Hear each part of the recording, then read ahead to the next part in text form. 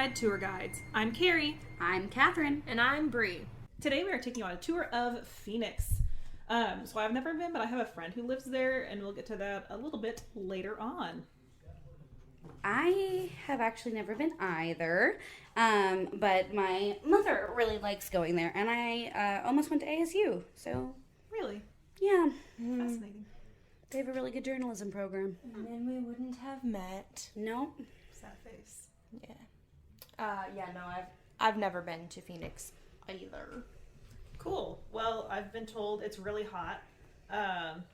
So That's why nice... Leslie likes it so much, I think. That makes sense. Mm-hmm.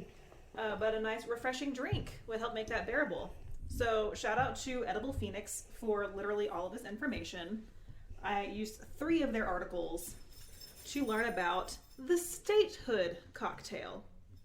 So the Statehood cocktail is older than other iconic Southwestern cocktails like Tequila Sunrise or the Margarita. It dates back to 1910 when Mike O'Leary, the head bartender at the Ford Hotel in Phoenix, created the drink. Now, knowing this, the cocktail is named the Statehood, but Arizona wasn't actually a state until February 14th, 1912. And she stole my thunder. Interesting. Sorry. No, it's okay. It wasn't actual thunder. It was like a small point in my history section. But the draft of the Constitution, also called the Arizona Statehood Bill, was started on June 18th, 1910. And they thought that was a good enough reason to celebrate. Quote, "He was determined at once to get up something fitting to the occasion." Talking about Mr. O'Leary. His original drink was equal parts rye whiskey, Dubonnet Rouge, a fortified wine, along with Angostura bitters, gum syrup, and ginger ale topped with a cherry. With a cherry on top. With a cherry on top. My cherries sank. So did mine. Hopefully they would. That'd be creepy if they stayed up there. Yeah, but look at the little air pocket. I'd be freaked. Yeah, I would be like, oh my gosh, sorcery. It'd be sitting on top of ice that isn't cubed. Mm. You know, like an old fashioned. Put a little cherry on top. Or like, get a toothpick and stick it on top. Let's see. Our first thought is magic. So the recipe was printed in the Arizona Republic in June 1910. Whoops. It's really recent, Carrie. Wow, it's like it's not 100 years old or something. So Gary Schuyler, proprietor of the nearby Adams Hotel, said it tasted, quote, like marital bliss. Weird. Oh, Don't yeah. like that. Yeah. Well, and then If your marriage is making you drink whiskey, maybe not the best. right. And Lee Landis, who they were like, you know, this person, I was like, I have no idea who this is. Tried to look it up, and it was like, here's recent dead people. Phoenix, Arizona. Nothing. No idea who he is. Anyway, he had this charming quote. "It tastes like Arizona sunshine. Like the last stray sunbeam flashing across the desert and tipping with gold the first train out of Phoenix for Buckeye." I think the people of Phoenix are extra as hell, which Yeah. is a lot coming from me. But everything I read, I was like, wow, Phoenix, you just are an all or nothing kind of Oh, we're city. going to talk about that kind of a little bit. Well, and funny you say that because the irony in its popularity is that just a few years later in 1915, the state became dry and then Prohibition happened. So it obviously lost popularity and people just forgot about it. We don't believe in prohibition here. No, we drank. We drank. Obviously, it's making a comeback since I'm talking about it now. But part of that reason is because it was modernized in 2018 by Joshua James, the Conover and beverage director at the Clever Koi. Not Clover, that would be weird. But he tried to keep the original color and characteristics of the 1910 cocktail. He probably had the same issue I did and couldn't actually get Dubonnet Rouge because it's French and not shipped out, I guess. And so he switched it to Lillet Rouge, which we've had Lillet Blanc before, so obviously I can get Lillet Rouge here. He also doubled the amount of rye whiskey and added Phoenix's own iconic cocktail company's ginger syrup. Ginger. Ginger spelled Ginga. Ginger. But yes, it's ginger syrup. And gingivitis. You get both if you eat too much sugar. That's true. But it gave it a little bit of kick and sweetness. And he also traded the ginger ale for tonic water to help balance that. Sweetness. Yeah. Gotcha. The sweetness, the ginger. Yeah, ginger is a really strong flavor. It really is. And so for my sanity, I kind of combined the two. So here's the 2018 edition. It's in a half ounce of Lillet Rouge, 1 ounce of Rittenhouse rye whiskey, half ounce of Iconic Cocktail Company's ginger syrup, a 1/4 ounce of Small Hand Foods gum syrup, Connie's small hands. 2 dashes of Angostura bitters, Canadian dry tonic water, and a brandy soaked cherry, garnished with a dried orange slice. You mix it all together and top with the tonic water and garnish. Do you shake it over rice? Please do not shake it over rice. Also, don't shake a cocktail that already has tonic water in it because It will explode. it sure will. Yeah, I was just being a smartass. Don't do that. So, have I told my French 75 story? I think so. Oh, with Paris. Oh, Where- yeah. where Yeah. Where the girl shook it after she poured the... And it exploded on her. Yeah, poor girl. I still think about that. And then the original recipe, which is the one that I more closely followed, was a half jigger or 3/4 ounce of Dubonnet Rouge. I used the Lillet Rouge. A half jigger, 3/4 ounce of rye whiskey. I used the Rittenhouse. A dash of gum syrup, dash of Angostura bitters, ginger ale, and a cherry. Combine all together and enjoy. I think it's quite tasty. It is very smooth, and that's what that gum syrup is. It's a simple syrup that just has the gum extract in there, and so it really just smooths everything out, and it's quite delicious. Nice. I do Yeah. like it. Yeah. It's whiskey, so I am So Catherine can't have it, unfortunately. Abstaining. so but I'm drinking other things, so we'll see how this goes. All right. So to go with a rather smooth drink, we have something a little spicy for dinner. So I made the Sonoran hot dog. You know, I love sandwiches. And hot dogs are pretty close to sandwiches. So the Sonoran hot dog is a hot dog that's based actually in Mexico, in the state of Sonora in the 80s, which I feel like a hot dog being popular from the 80s really makes a lot of sense. So they make, Sorry, that just makes a lot of sense. yeah, the 80s were a time, man. I just, no. So it's a hot dog wrapped in bacon and grilled and served on a soft bun that's cut in the top. Pinto beans, and then onions, tomato, avocado, condiments like mayonnaise or mustard, salsa, hot sauce, etc. They're really good. We just did kind of a traditional bacon wrapped hot dog bun, and I made bacon jalapeno pinto beans and They were pretty good. just kind of smushed them. I don't know. I don't think that's the correct way to make refried pinto beans, but I kind of wanted some chunk because Brie does not like refried beans. So I tried to make them chunky just for her. And then Gotta get that chunk. we topped it with, we used guacamole because I couldn't find ripe avocados anywhere today. So I You used should have some. called me. I have 2. Oh, And they need to get used. sorry. Do you need them for our next recording? No. Damn. Which is tomorrow, by the way. We're trying to. Surprise. My surgery kind of took up some time, and then we got super busy, so we're a little. Sorry that we're behind. We're doing some crunch time recording Yeah. this week, so that'll be fun. Get ready for us to be very full because Hashtag litty titty.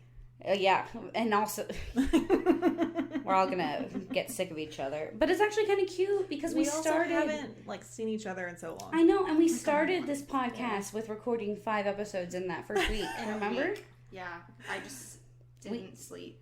But we did it, and now we're doing it again. It's kind of cute. Oh my gosh. Sorry. Super random. This just popped up on my phone and I thought you guys would appreciate it. It was a Groupon for a crystal healing course. Oh, I love Groupons. I could use with some crystal healing too. So That keeps popping up on my Etsy. because I bought my sage. Ah. So it's like related to sage crystals. Brie and I were listening to a I brought podcast it up. earlier. We were listening to a podcast earlier about like different kind of cultural phenomena in Arizona, and they were talking about Sonoran. No, not Sonoran. What is it? Sonoran Sedona. hot dog. Sorry, I had it pulled up. In this really groovy place called Sonoran Hot Dog in Sedona, and I've never been, but I really want to go. It's just a little bit pricier. Yeah. Can't really travel super inexpensively unless you're willing to camp, which I am not. But it's on my Let's find list. someone My with an parents, RV. an RV, I would love that. Except for I would be terrified to drive that. I'll do it. I would trust Carrie to drive that. I've seen her parallel park. I wasn't saying you can drive it. I was saying I would. I'm not. drive that. I am not driving that, and I certainly don't want Colin driving that. Sorry, Colin. It's fine. He doesn't listen. But Zach. my parents got me anxiety crystals. I'm going to Love tell it. this story. So my parents got me anxiety. I may have told this story before. It's been a while. Yeah, it's been a while. I'll tell it again and we can cut it out. My parents got me anxiety crystals in Sedona when they went. And they were cute, like tiny, tiny little ones. It was like a pouch that you can bring in your purse. You did. Yeah. And then I gave it to my friend who who was like stressed out, and she tried to take it as a pill for her headache. Yeah, so that's my only connection to Sedona, but it's all in that area. So and it apparently would be right up our alley. Apparently, all of Arizona is kind of Yeah. little witchy. Oh, yeah. I'll let Brie talk about it, but I'll just finish talking about my pork products.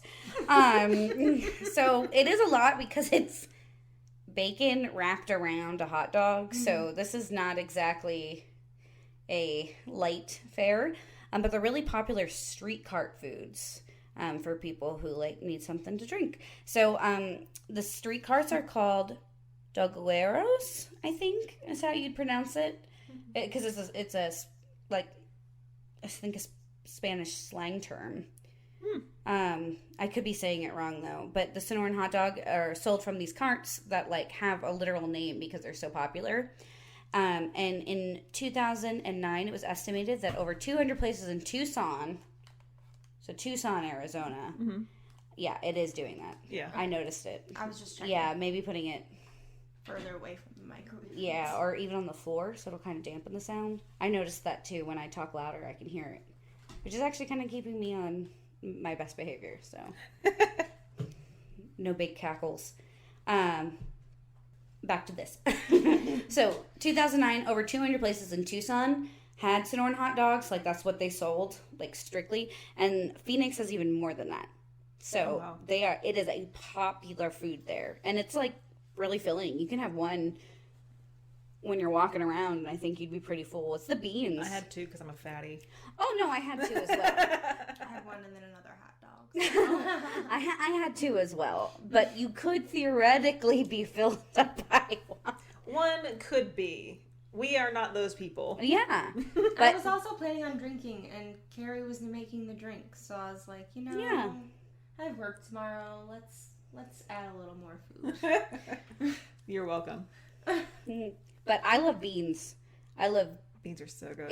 I literally love them. So I actually really like that because I think sometimes in hot dogs the bun ratio is off, especially with this Always. kind of bun. I don't know if you saw what I did with my second one. I went against the grain, one might say. I cut it horizontally and also cut the hot dog horizontally. It made it more like a sandwich. Got it. And I got the beans on bottom, got the cheese on top. Yeah, it was good. It was a good ratio. I love beans. They just add, like, I like bean tacos, bean burritos. Big fan. When I go to Rose's, I always get the bean and cheese burrito because it's just so good. This place, shout out, called Mexican Cactus. It's a restaurant that we like to go to, and they have 3 different vegetarian taco options, which is awesome. One is like nopale, which is cactus, and then one is a tofu, and then this one, which is like refried beans, but they put cheese and they grill it and stick the tortilla on the grilled cheese. And then they have their cilantro, onions, and then their homemade salsa verde. And it's so good. It's like my favorite taco. Just like texturally, it's so good. I love it there. I want to go. Yeah. Yeah, I don't think I've ever been there. I'll take you guys. I'll have to go. Carrie, it may be dangerous for you. We'll have I to know. navigate carefully. It's okay. I can then use your bidet. Oh, yes. We've been doing a ton of home improvement projects since we're home for the summer, and Colin broke our toilet seat by stepping on it when we were painting the bathroom, so we got a bidet now. It was worth the extra $30 that we spent at Lowe's, so. Okay, so for history. So well before Western civilization, as we know it today, or even as we know it from Tales of the Wild Wild West existed, the area of the land we now call Phoenix was once occupied by a well-established civilized community. One source said from 380 to 1425, and another said from 700 to 1400. But the Pueblo Grande ruins are a testament to these ancient roots. The Salt River ran through the Valley of the Sun, but with no melting snow and very little rain to provide water to the soil on either side from the mountains to the river. The people in this area had to get creative, and that's exactly what they did. They built an irrigation system consisting of about 135 miles of canals, which that number may differ because, again, different sources, different things, but to make the land fertile. And despite their ingenuity and ability to adapt to survive, however, we don't know what ultimately became of this civilization. Again, one source said that most believe it was destroyed by a prolonged drought, but another attributed it to a flood. What? Arizona drought? So the mystery remains. So after seeing this major system of canals in the ruins of the Pueblo Grande that these people left behind, roving Native Americans gave the people of this civilization the name Hohokam, or the people who have gone, or I think the other one said like the people who were vanquished or vanished. Vanished. So now we're going to skip ahead a bit to Phoenix's more modern history. So let me take you back to 1867 when Jack Swilling of Wickenburg was giving his horse a rest at the foot of the White Tank Mountains. And looking down across the Salt River Valley, he saw potential in the form of farmland in a place that was free from snow and heavy frost and mostly clear of rocks with plenty of soil that just needed a little water. So that's what he did. Swilling went back to Wickenburg and created the Swilling Irrigation Canal Company, then moved into the valley. And that very year, the company started digging a canal to divert some of the water from the Salt River to the land in the valley. And by March 1868, water was flowing through the canal, enabling a few small crops to be raised that same year. That's good. So, as we've seen throughout this podcast, cities often have various name changes over time, and Phoenix is no different. There's some zingers. Yeah, so Phoenix actually started off, apparently, after that ancient civilization that was mentioned earlier, whose true name we don't know, obviously. But it was called Pumpkinville. Was it Pumpkinville is what they said. Yes, Pumpkinville. Yeah. Which I thought was amazing, and I can't believe they changed it. Adorable. So Pumpkinville first, and then, let me see. It was Swilling's Mill after that guy. Before being changed to Helling Mill, then Mill City, and eventually East Phoenix. Swilling himself wanted to name the city Stonewall after Stonewall Jackson, as a former Confederate soldier himself. And others thought Salina had a nice ring to it because of the Salt River thing. But neither of these seemed to work out. Daryl Dupa is the one who suggested the name that stuck, Phoenix, a fitting name for a town that sprung from the ashes of a former civilization. How do you spell dupa? D-U-P-A. I'm pretty sure that's a bad word. My mom used to say when we were little, she used to call our butts your dupa. Because apparently it means like ass in a language, because one of her students used to call her that. I'm going to look it up. Please do. We'll pause for the research. Also, well. So it's a Polish word. Oh. Dupa is the Polish word for ass. That's hilarious. Well, Leslie was not wrong. And so that's an unfortunate last name for that guy. No So kidding. what kind of student would know the Polish word for Right. ass? Oh, it was in Pennsylvania where we have a large Oh, population. that's Yeah. Okay. No, Polish was his first language. Okay. But that's what he used to call her, and my mom figured out what it meant. But my favorite is that she taught her small children. That's the I know, word we were that's gonna use. what I was thinking. Your bottom. The Southern That's parents. a very There's your bottom, and my mom's like, your dupa. Classic Leslie. yeah. Yeah. So that His last name was Ass. yeah. I when you were talking about that earlier, I was like, I'm pretty sure she's saying dupa, and I Yeah. was like, His name was on the podcast too. They Yeah. were talking about Yeah. him on the podcast. Okay. yikes! Don't call it Dupaville. Yeah, maybe that's why he was like, let's name it this We're instead. not gonna name it after me. Sorry. So Phoenix was officially recognized on May 4th, 1868, and the first post office in Phoenix was established on June 15th, 1868, with none other than Jack Swilling as the postmaster. Where the lures... Weird position. Yeah. Well, I guess in that time it was more important. I because know, I thought that He's too. like, and I I can was be like, anything I want. I'm gonna be the postmaster. Yeah. I thought that at first too, and then I was like, you have to consider the time. I Yeah. guess. But where the Lures Tower now stands, I don't know if I pronounced that right, whatever, once stood the Richard Flour Mills, built in 1869. Pioneers were coming in hot, and by 1870, they knew a town site had to be selected. So on October 20th, 1870, a meeting was held at John Moore's house to select the site. And the first town of Phoenix was but 1 mile long, half a mile wide, and consisted of 96 blocks. Nice. So the main street was Washington Street, and the old maps show that it was 100 feet wide. The first street to the north was named after Adams, and the first to the south was named after Jefferson, and the pattern continued outward from there of naming the streets after presidents for the east and west streets until somewhat recently. No burr. The north-south streets originally had Native American names, but they were eventually changed to numbers to make them easier to remember. Shocking. Yeah. They kept all the presidents Yep. and then took away all the native names. Yep. Of course they did. I just ended that with ellipsis points because I was just like, Yeah. In December of 1870, parcels of land began being sold off, and the town just grew from there with the building of stores, places of worship, and eventually a school.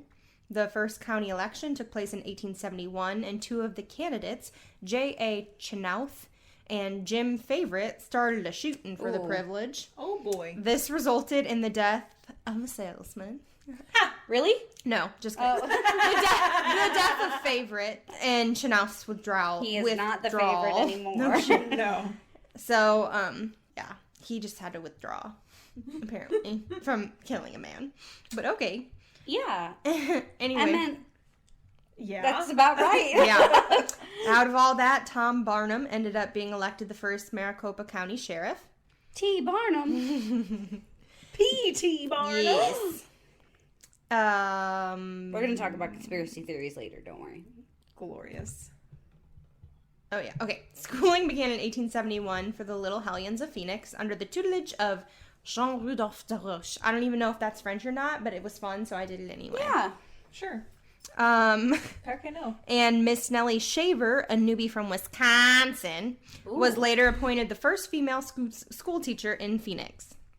In 1874, Phoenix got its first telegraph line, and by 1875, it had 4 dance halls, 1 faro table, 16 saloons, and 2 montbanks, with the National Bank being established shortly after in 1878. And on November 26, 1880, Maricopa County had its first legal hanging. Oh, Yee. joy.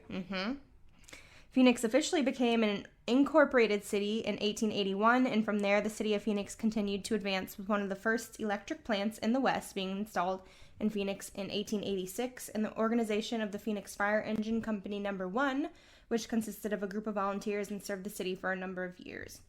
In 1887, the first horse-drawn streetcar line was built along a portion of Washington Street, and on 4th of July of that same year, the first Southern Pacific train arrived from Maricopa Wells, and with this coming of the railroad, it helped kick off a series of events that revolutionized the economy and opened Phoenix up to eastern and western markets. Nice. In 1891, they experienced the greatest flood in the history of the valley. In 1893, the electric cars replaced the horse-drawn streetcars, and the electric cars stuck around until they were replaced by automobiles in 1948. In 1897, 14 women, known as the Friday Club, started the public library movement in Phoenix. That's a pretty awesome name for a club. Yeah. The Friday Club. Mm-hmm. And Arizona's first labor union, the Phoenix Typographical Union 352, was formed on Valentine's Day in 1901. Aw. President Theodore Roosevelt signed the National Reclamation Act in 1902, which made it possible to build dams on western streams for reclamation purposes. And residents of the valley quickly organized the Salt River Valley Water Users Association in 1903 to ensure appropriate management of the water supply. Yeah. Desert. I'm sure it's super important. It is, yeah. Which still functions as the major agency for controlled use of irrigation water in the valley. In 1906, the Theodore Roosevelt Dam was started, and in 1911, Teddy Roosevelt himself dedicated the dam. This was the largest masonry dam in the world, and it opened up a lot of new opportunities in farming for the valley. Again, on Valentine's Day in 1912, President William Howard Taft approved Arizona's statehood, and after 8 years under statehood, Phoenix had grown from a town into an important city of almost 30,000. Jumping ahead to 1940, Phoenix experienced another major turning point in... Good God. Phoenix experienced another major turning point in the shape of the war. Phoenix quickly morphed into an industrial city when the war hit the U.S., and thousands of men came pouring into Phoenix thanks to the training centers and Air Force bases. And when the war was over, a lot of those men returned to Phoenix with their families. With this influx of available labor, large industry moved into Phoenix, and with this rapid increase, the water once again started to run out. Sure. Yeah.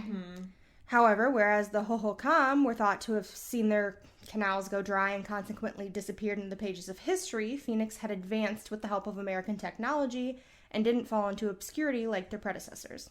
While this may have marked the end of agriculture as the chief provider in Phoenix, it was the beginning of a new era of prosperity, the likes of which Phoenix had never before known. In 1950, Phoenix's population had increased to 105,000, with thousands more living just outside city limits who are still dependent on Phoenix for their livelihoods. And today, Phoenix's population exceeds 1.4 million and is the corporate and industrial center of the Southwest. Cool. So, Phoenix has received 4 All-America city titles, the hallmark of which is how involved its citizens are in the workings of their government. Oh. We're about to get to how extra Phoenix is. Good for them. And the city has also won several other awards, including Financial World magazine naming Phoenix the best managed among the nation's largest cities in 95 and 91. And City and State magazine honoring Phoenix with the title of Most Financially Sound Large City in 91. So the 90s was a hit time to be. Oh, yeah. Because the Phoenix Sister Cities Commission also got the Best Overall Program Award from the Reader's Digest Association in 95. And Reader's Digest was popping in the 90s. Mm-hmm. Sure was. Sky Harbor International Airport won the Airport Council International's North American Peggy G. Hereford Airport Communications Excellence Award in 1994. I'm sorry, I think I missed that. Can you read that again? Too long. That was like 15 words. How did they even put that on the award? I don't know. I hope it's a really large plaque. It's just a plaque and it just has the whole thing and then their name is like so many scribbled on the words. bottom. Yikes.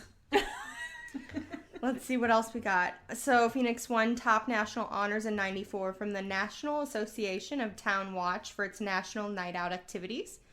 It was the only city in the country selected to represent excellence in the public sector, a national PBS television special produced by Tom Peters. I don't know who the fuck that is. Oops. Your face. You said... Okay, there's more, but to cap off the history section, here's a quote from the Phoenix.gov page.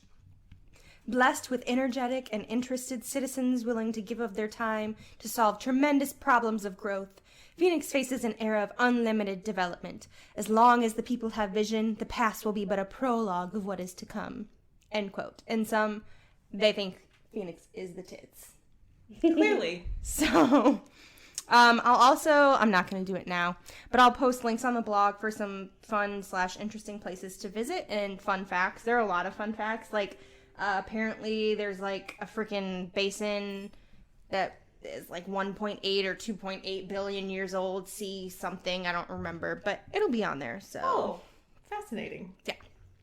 So for lore, Catherine and I were listening to a really interesting podcast, and I can't remember the name of it, but they brought in an expert on like ancient studies in the occult and whatnot, or something like that.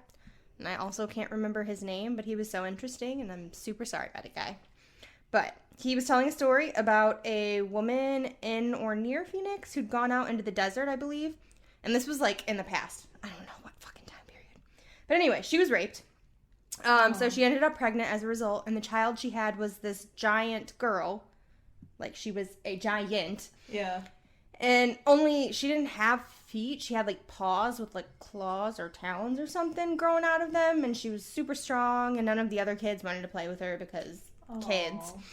And so she would go hunting with the men.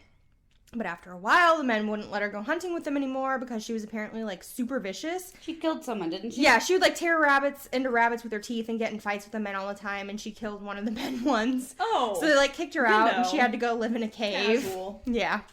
So they started noticing a bunch of deer were going missing around that area. But then, like, children started going missing. And I can't remember if it was specifically little boys, but, like, kids were going missing. No, just kids. Okay. So they supposedly knew it was this girl, so they decided they had to kill her. Oh. And they may have consulted a medicine man or something to figure out how to get rid of her, but I tried to look up the name of that podcast, and it's, like, not on my app anymore. we didn't listen to it. I don't know. Both of y'all shared the same hallucinic dream. Apparently. Well, then this story is completely made up. Sorry. Surprise! So they ended up inviting her to a party and decided to get her drunk because she was a giant and too strong for them to take on their own. So they got her drunk and sleepy, then they took her back to her cave. And once she was in her cave, they blocked the entrance and set the inside on fire. So they could hear her screams as she died, and then they saw her spirit escape the cave, and I think they said it went up and, like, cracked the rock on the cliff face or on something. and then it turned into a bird. Oh, I forgot the bird bit. And then but the I remember... bird landed in beans. Oh, yeah, I was and going to then say the her beans spirit... got eaten by the medicine man. Yeah, and so and he her became spirit's, possessed. like, in the world still. Yeah. But beans! Like our hot dogs. But that's all I have of that story, because then a couple of douchebags and, I guess, Mustangs decided it was a good idea to drag race by me on the tollway like idiots, so I missed it. They were going about 40 over the speed limit. I was doing 17 over the speed limit. They were doing at least 40 over the speed limit, and on 121, and they flew. That's because there's never any cops there. Well, there was two of them. Really? So the first one, They're like dead ass drag racing. They were racing. It was ridiculous, and everyone was just like, "We're going 20 over. What is wrong with you?" Yeah. It was ridiculous. They had to at least be like going 150 miles an hour. Close to it. Ridiculous. And it's not like there weren't any cars on the road. Like, No, they there were was bobbing midday in. traffic. They barely. yeah, but there's never any cops. Yeah. Well, they barely even made a lane change. Like, they were so close to me. Yeah. And, like, my car shook. Oh, yeah. It was not good. So, I don't remember the rest safe, of the folks. podcast. Yeah, man. Douchebags. Okay, so anyway. The horned toad and giants. So, the Moquis, Native Americans, I think, have a legend that a long time ago, the principal mesa that they occupied was higher than it currently is. And so when they owned all the country from the Great River to the mountains, giants came out of the west and started bugging them and would, like, eat them. And there's bugging and then there's consuming. Right. Well, they got to There's the a little consuming bit of a bit jump later in the there. sentence, Got it. So they obviously were having trouble getting away from them because giants versus man. And, like, apparently the giants could see all over the country from the tops of the mesas. So the king of the tribe offered the most beautiful woman in his country and 1,000 horses to any man who would save his people from the giants. Yikes. But, like, he got eaten too. Good. And the citizens were like, screw this, we're not electing another king because you all suck. Electing a king? Convenient. That's what it said. Yeah, no kidding. Our king president. So there was one young, brave Mokis, I believe, who thought he knew how to save his people and defeat the giants. So he was walking down and he saw a lizard, and it was a horned toad, apparently. Yeah, that's TCU's mascot. Texas Christian University. Almost went there too. These are all schools that I got into. Weird. Yeah, but TCU is really expensive. I'm also That's why I did not go there. because it's a private Christian school, even though they don't act very Christianly. Texas Christian University. Shade, always shade on this podcast. I got a massive scholarship, and it wasn't even enough to cover Oh yeah, a year. my No brother way. got a $60,000 scholarship to Baylor. Mm-hmm. That was half of the first semester. Good God. Yeah, imagine. Private Christian universities. Throwing shade. Too expensive. This man. is why we need to tax churches. All right, continue. So this horned toad was lying under a rock in pain. So the dude rolled the stone away, and I guess he kept walking. And then a voice that he thought came from the earth, but was actually from the horned toad, asked him if he wanted to get rid of the giants. And obviously he did. So the toad told him to take his horned crest for a helmet. So this young hero's name was Lalomi. That's cute. And he did as he was told, and the crest swelled and covered his head so thickly that it said no club could break through it.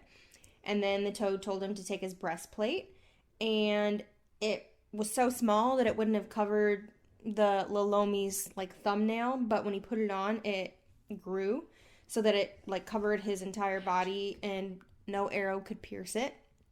And then the toad said, "Take the scales from my eyes." And No. when Lalomi did it, he felt light as a feather.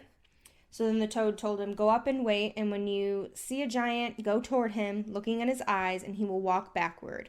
Walk around him until he has his back to a precipice, then advance. He will back away until he reaches the edge of the mesa, when he will fall off and be killed." So Lalomi did it, because a giant was coming. That's what the giant said. A giant was coming as they spoke, and he was taking okay, so apparently the giant took a step that was half a mile at a time. So he drew closer, Big he old step. threw a spear at Lalomi, and it glanced off. And then he... How big was that spear? I know. If his stride is a half a mile, I know. then the spear would be 12 feet wide. I know. I don't know. Then he tried to... 28-foot long ice spear. Beware the sharks. And then We'll he get tried to impale him with an arrow, and it didn't work.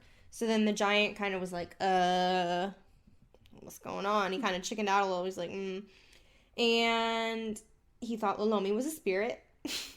So Fair. he was afraid if he turned around, he would get attacked. So he kept looking at Lalomi, and Lalomi essentially backed him up to the edge of a cliff and jumped at him to scare him, and he fell backwards off the cliff.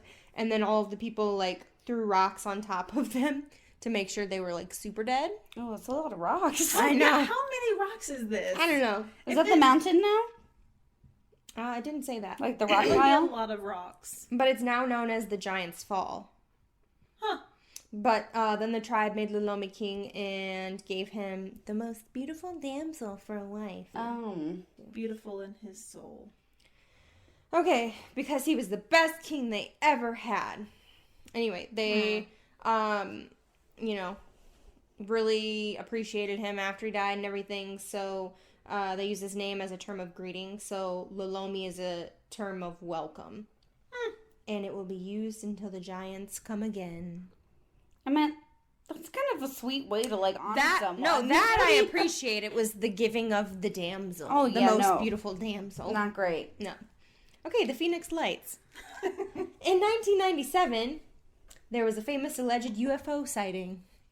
I love. However, unlike most sightings, this was reported by thousands of people all within the same time frame. Yes. There were two sets of lights that were said to be in a triangle-like formation that slowly moved across the sky.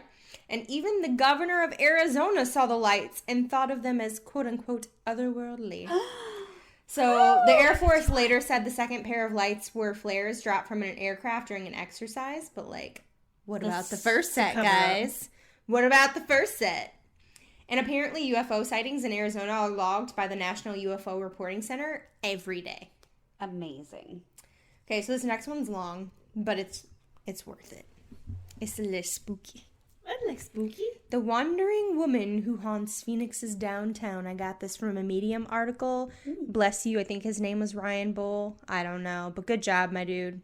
I'll have your information, the link in the blog. So, in Phoenix's central neighborhoods, Encanto. Oh, stop it. That's a new Disney Pixar movie. Encanto. Encanto, Maryvale, and Alhambra, a legacy of America's great crime wave, still haunts those foolish enough to come to the door too late at night. End quote. Sorry, forgot to say that. So, the wandering woman at the door, La Mujer Errante. So, most tales are from, like, the Old West, but she's not. She's more recent. So, in, like, I think it was 1994... there was a big crime wave in Phoenix. Popping in the 90s. Yep. There was a big crime wave in Phoenix, but, like, it says in the 90s there was a big crime wave in all major inner cities. Like, it's New York had over 2,000 and Chicago had over 700 and stuff. So, like, it was a crime wave all over the place. People moving to cities. Yeah. So it was, you know, a product of the economic collapse and all of that urban planning that screwed over the working classes, structural racism, all that good stuff. So Phoenix was, like, designed to try and avoid some of that, apparently. It didn't have, like, tenement housing and stuff like that. Not like New York. But they did still separate. It wasn't necessarily, like, the red line? Like, with California and stuff like that. It wasn't necessarily like that, but they did have a separation, like, you know, middle-class white people lived here. And, and then, like, neighborhoods.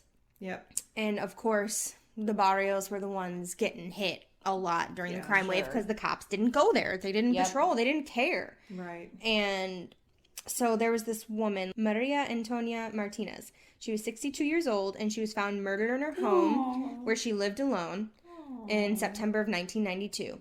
And she was the victim of a shot through the eye hole of her front door. That's one of my biggest fears, guys. I'm so serious. That's terrifying. spooky. Yeah. So that's like no arrests were ever made. I don't like. That's like really traumatic. Yep. I don't know why that was hitting me. So that's what I'm saying. Because like whoever shot her didn't even know that she was looking through. So he just waited. He just like rang the doorbell and just had the gun there and just shot. Yikes. So no arrests were ever made, and it didn't even make local papers except for a brief passage on a back page of the Arizona Republic. Sweet woman. That's Poor lady. Yep. So according to urban legend, in the Encanto working class neighborhood, you'll hear about La Mujer Errante, the wandering woman. So she's a one-eyed murder victim. And she's a reminder of unsolved crime that Phoenix has just never... Phoenix Police Department has just never... Like, she's a cold case that hasn't even been ever looked at, really. She's a cold case advocating for other cold cases. Yeah, it's super sad. But her spirit said she's wearing a light blue frock, which was what she was wearing when she was murdered. And... she wanders from door to door, knocking late at night and waiting for a victim to answer. So, if they answer, it said that she'll take something valuable from the household, and it's not an item. So, I'll explain that in a minute. That's terrifying. Yep. Yeah. So, there are a bunch of stories of people who were visited. One of them was Jessica Whitman in November of 96. She was a 14-year-old student at a nearby Catholic high school, and she was visiting the Arizona State Fair. And she lost an arm. She was on the Pirates Bay ship Seesaw ride. No. Yep. And did you see another state fair? I think in Illinois. It was like a cherry festival. A ride almost flipped over and Yeah. killed a bunch of people. Oh, well, recently on, I think it was back in Iowa on the Grand Rapids or something at Adventureland. Oh, it flipped over. Yeah, Yeah. and it killed a little boy, and I think Aw. I don't know if the father's in critical condition. He was when the article, Yeah. when I read the Yeah. article. Well, I was thinking there was one where was a woman died on a roller coaster, and the coroner said that there could have been 7 causes of death, Damn. just like all on the ride. My uncle had his stroke on a roller coaster. Yeah, Which technically killed him, and they were just able to resuscitate him. yeah. Guys, be safe. Yeah. On the, Well, that Especially- ride was literally inspected the day before and passed Yeah. inspection. yeah. Ooh. But they I said, think that one was like a freak accident. Well, they the said- other ones was like shoddy craftsmanship. well, they said apparently the dad said in an interview that a bunch of water, as soon as they went, like started coming in the raft, and so they hit the first one and almost flipped, and then they hit the second one and it just flipped it because there was so much water coming in. Yikes, man. Yeah. Oh my gosh. So sad. So Jessica Whitman, she was on that ride, and all of a sudden they hear screaming, and a dismembered arm is seen falling from the sky. Yikes. So it just like yanked it off. We'll get there. So So it wasn't like injured to the point where they had to amputate. Her arm was just gone. yeah. Oh, God. So they said that she'd put her arm out of the ride into a dangerous spot, and it had been lopped off when the boat passed a beam built just a few feet too close to the boat. I just You quoted can't have a beam where a 14-year-old girl can reach it. But wait. So she survived, but and her family tried to like sue, I think. Yeah. They filed a lawsuit, but the ride's operator had like told them clearly before getting on, like, don't put their like keep your hands and feet inside at all times, so it didn't go anywhere. Oh. But also she said that's not what happened. So she blamed it on the wandering woman. According to her, and this was recorded in court transcripts apparently, Ooh. obtained by the Phoenix New Times. So either this happened or the trauma is real for this little girl. Maybe Yeah. both. Well, she said she opened the wrong door at the wrong time. So, here's the story. She was staying at a friend's house who was in her Spanish class at the high school, and they wanted to have a scary sleepover. So, they dressed up like ghosts and watched movies Why? until midnight. But after midnight, Weird. her friend Maria Sitting there on the couch with sheets on, just being like, ooh, as they watch movies. Like, what? apparently that's a scary sleepover.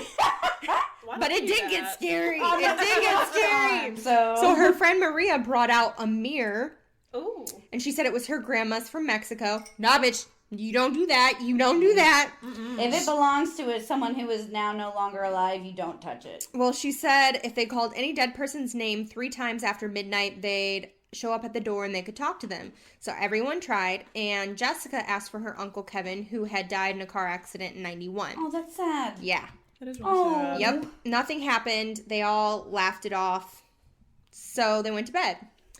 And then sometime later, there was a knock on the door, and it was loud and kept repeating. Nope. Oh. She woke up and tried to get Maria to answer it. Yeah, if it's But dark Maria- outside, I'm not answering the door. Well, that's what Maria said. Maria froze in place, and Maria was apparently more familiar with the tale. So she said, "We never answered the door this late. Just ignore it."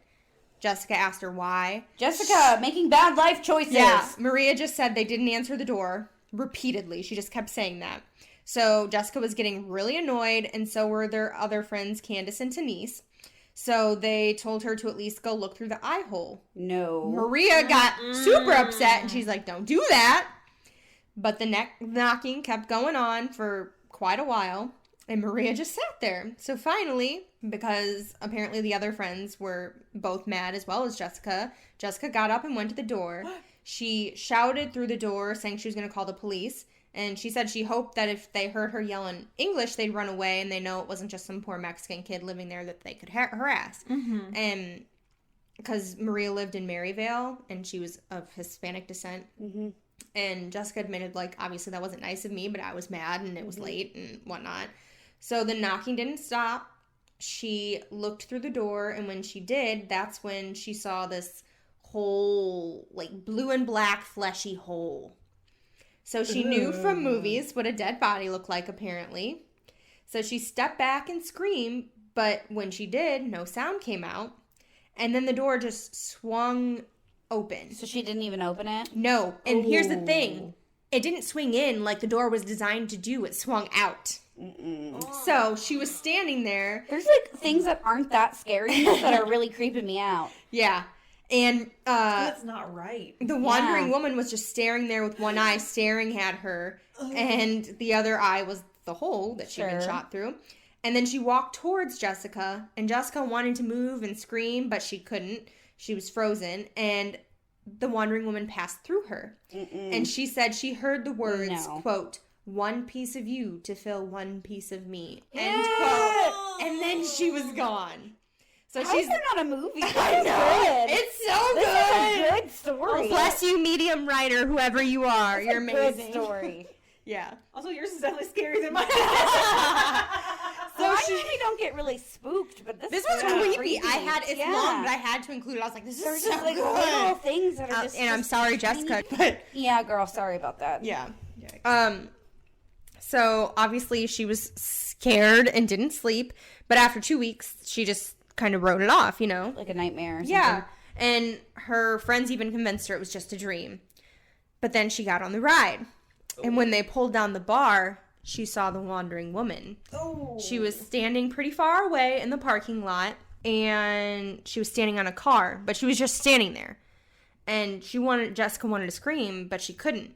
So then the ride started, and when it swung up, she lost sight of the wandering woman. But when it came back down, the wandering woman was closer, like significantly closer, near the edge of the park. And then that the would be ride, a great scene in a movie. and then the ride went up, and the woman was on the edge of the ride itself. Oof. Right where she said, "You really shouldn't be if you wanted to keep your head." And then it went back down. And when it came back up again, the wandering woman was right next to her. And she grabbed Jessica's arm and pulled it out. And she didn't say a word. And she didn't, like, violently grab her or anything. And Jessica just kind of let her.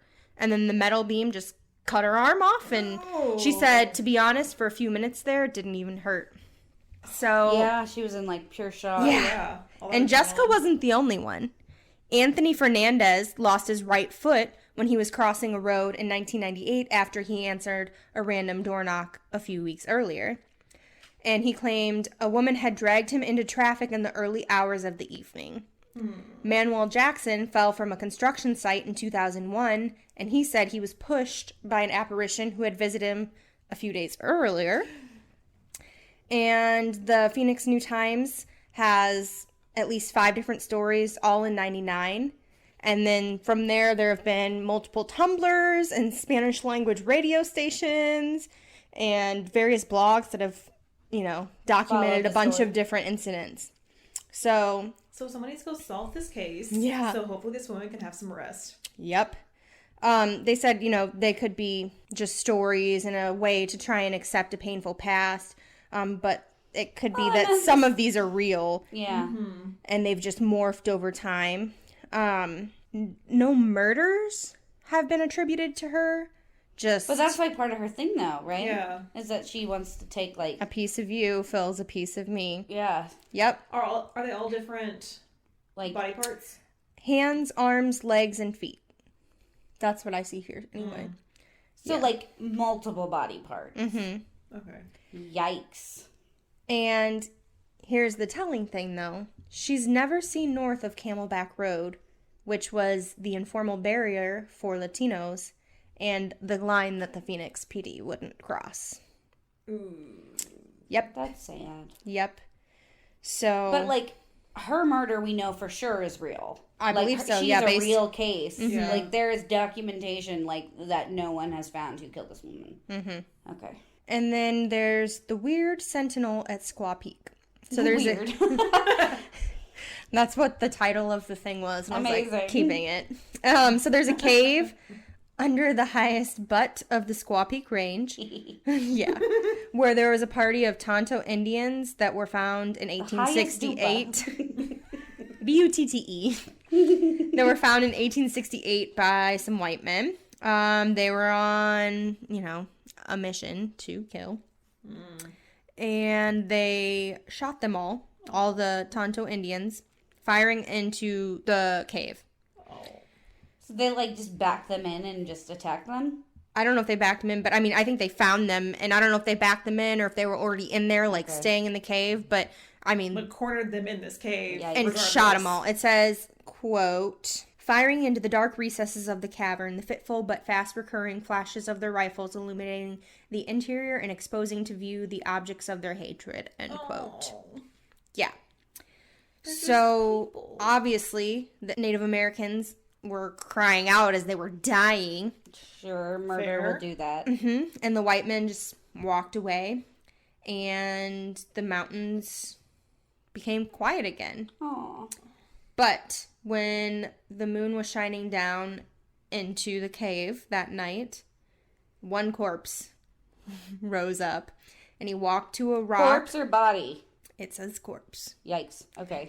He walked to a rock that was just inside the entrance of the cave and took his seat there, like for the rest of eternity. Oh. Okay. So later, like quite a while later, a man who didn't know that story went to go in and confront him, and he said this creature glared at him so terribly that it scared him and he ran away, essentially. Fair. And then two prospectors attempted to explore the cave one time, but he barred the entrance, and they saw his torn face and his bulging eyes and his yellow fangs and long hair and his claws and like his quote livid moldy flesh.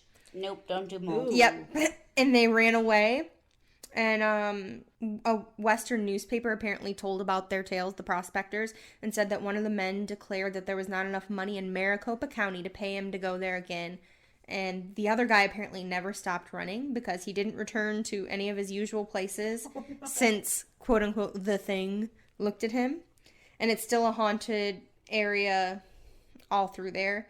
It says the souls of the Mojave roam up in Ghost Mountain, and the, quote, bad men's hunting grounds of the Yuma and Navajo are in the volcanic country of Sonora. So, yeah. Hot dogs. Oh boy. Hot dogs. That's where they're from. Yeah. Yeah, Sonoma. I know. And I'm just going to end there. Okay. So as I said earlier, I have a friend who lives near Phoenix. Her name is also Catherine. Catherine with a K though, not Catherine with the C. And so I just messaged her on Facebook one night and I was like, hey. She's a Y too, isn't she? Uh-huh. She's a K and a RYN. Y. Did you get that pen I sent you about never trust a Catherine? And it was that spelling first. And Yeah. it was like also your spelling. It's like, it was like some Russian thing and it was like just a bunch of consonants. Oh yeah. Well, and we have Catherines within this too, and there's a Kine. Yeah, we got all the Catherines covered. All the wrong ways. Mine's the right way. Sorry. But anyway, I messaged her on Facebook and I was like, hey girl, hey, tell me spooky things about Phoenix. Tell me spooky things.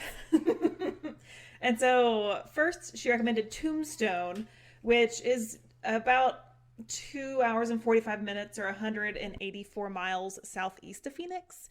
But quite frankly, I could probably spend all episode on this. I'm not going to, so if you want to dig deeper and...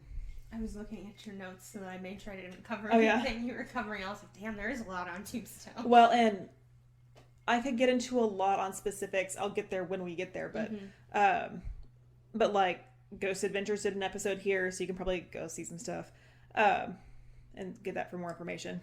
But Tombstone is the, quote, town too tough to die, as it is a modern day ghost town. The town can be confined to a 10 block by 7 block area, though most of the significant buildings are along Allen Street, Fremont Street, and Tough Nut Street. And it houses about 1,500 residents who keep the gift shops and reenactments alive. Of course, with all ghost towns, there was a point in time where the town was booming. Tombstone was founded in 1879 by Ed Schieffelin. Did he pick the name Tombstone? Because they were cursed from the beginning. If he did, I didn't write it. I read something on it. I think it was him. Okay. And they made a joke about it being his tombstone. It was the death of him, something. Yikes. Yeah, Well, when you name a town Tombstone, what do you expect? right. It was the death of him. Anyway, they founded it in 1879, and the town grew to 10,000 residents in just 4 years. Boomtown. Yeah, that's a lot of people for then. But also quick to rise, quick to fall. Tombstone only thrived for about 10 years and began to decline with the drop in the price of silver and the flooding of the tunnels. They're mining tunnels. It survives today basically just through tourism, both for the historical aspect, but also for the ghosts, because Tombstone is hella haunted. Cool. Folks Yeah, have the day traffic and the night traffic. Yeah. Folks have reported seeing the spirit of the first Marshal of Tombstone, Marshal Fred White, on Allen Street. This town ain't big enough for the two of us. Probably what he says. Oh, we got lots of gunfights coming Probably up. what he says. But on October 28th, 1880, Marshal White was responding to cowboy Curly Bill and his buddies shooting the town. He definitely said this. White arrived at the vacant lot where the cowboys were. Also, cowboys were not the good guys. They stole cows. That's why they were cowboys. Okay. But he arrived at the vacant lot where the cowboys were, and White was trying to disarm one of the gunmen when the gunman accidentally shot White in the groin. Damn, there's a major artery through there. Yeah, there's 3, right? There's Yes. 2 on your leg and then one that goes down. Yeah. You know. They initially thought he was going to survive, but 2 days later, he died. I mean, sanitation also. Gosh, that would have been a rough 2 days. Yeah. Poor guy. Yeah. Like, literally got your junk blown off. I mean, it could have been like in the thigh. Still, oh god. Real bad. So obviously his spirit is going to be haunting this place. I'd be pissed. That's why all the cowboys are bow-legged, because of this guy. Actually, that's saddle wear, but you know. No, it's because he got his junk blown off. The real reason. We've cracked the case. I figured it out. He's at peace now. But he's not, because he's still haunting this place. Now, where he was shot was developed just a year later to the Birdcage Theater. So, dating back to 1881, the Birdcage Theater is one of the oldest buildings in Tombstone, and it quickly earned a reputation as being a wild saloon that even spread as far as New York. In fact, the New York Times said, quote, "The Birdcage Theater is the wildest, wickedest night spot between Basin Street and the Barbary Coast." Yeah, baby. Yeah. Real 24-hour saloon thing going on here. So, Fun. for the first 8 years that it was open for 24 hours of gambling, drinking, and Hoorie. other vices.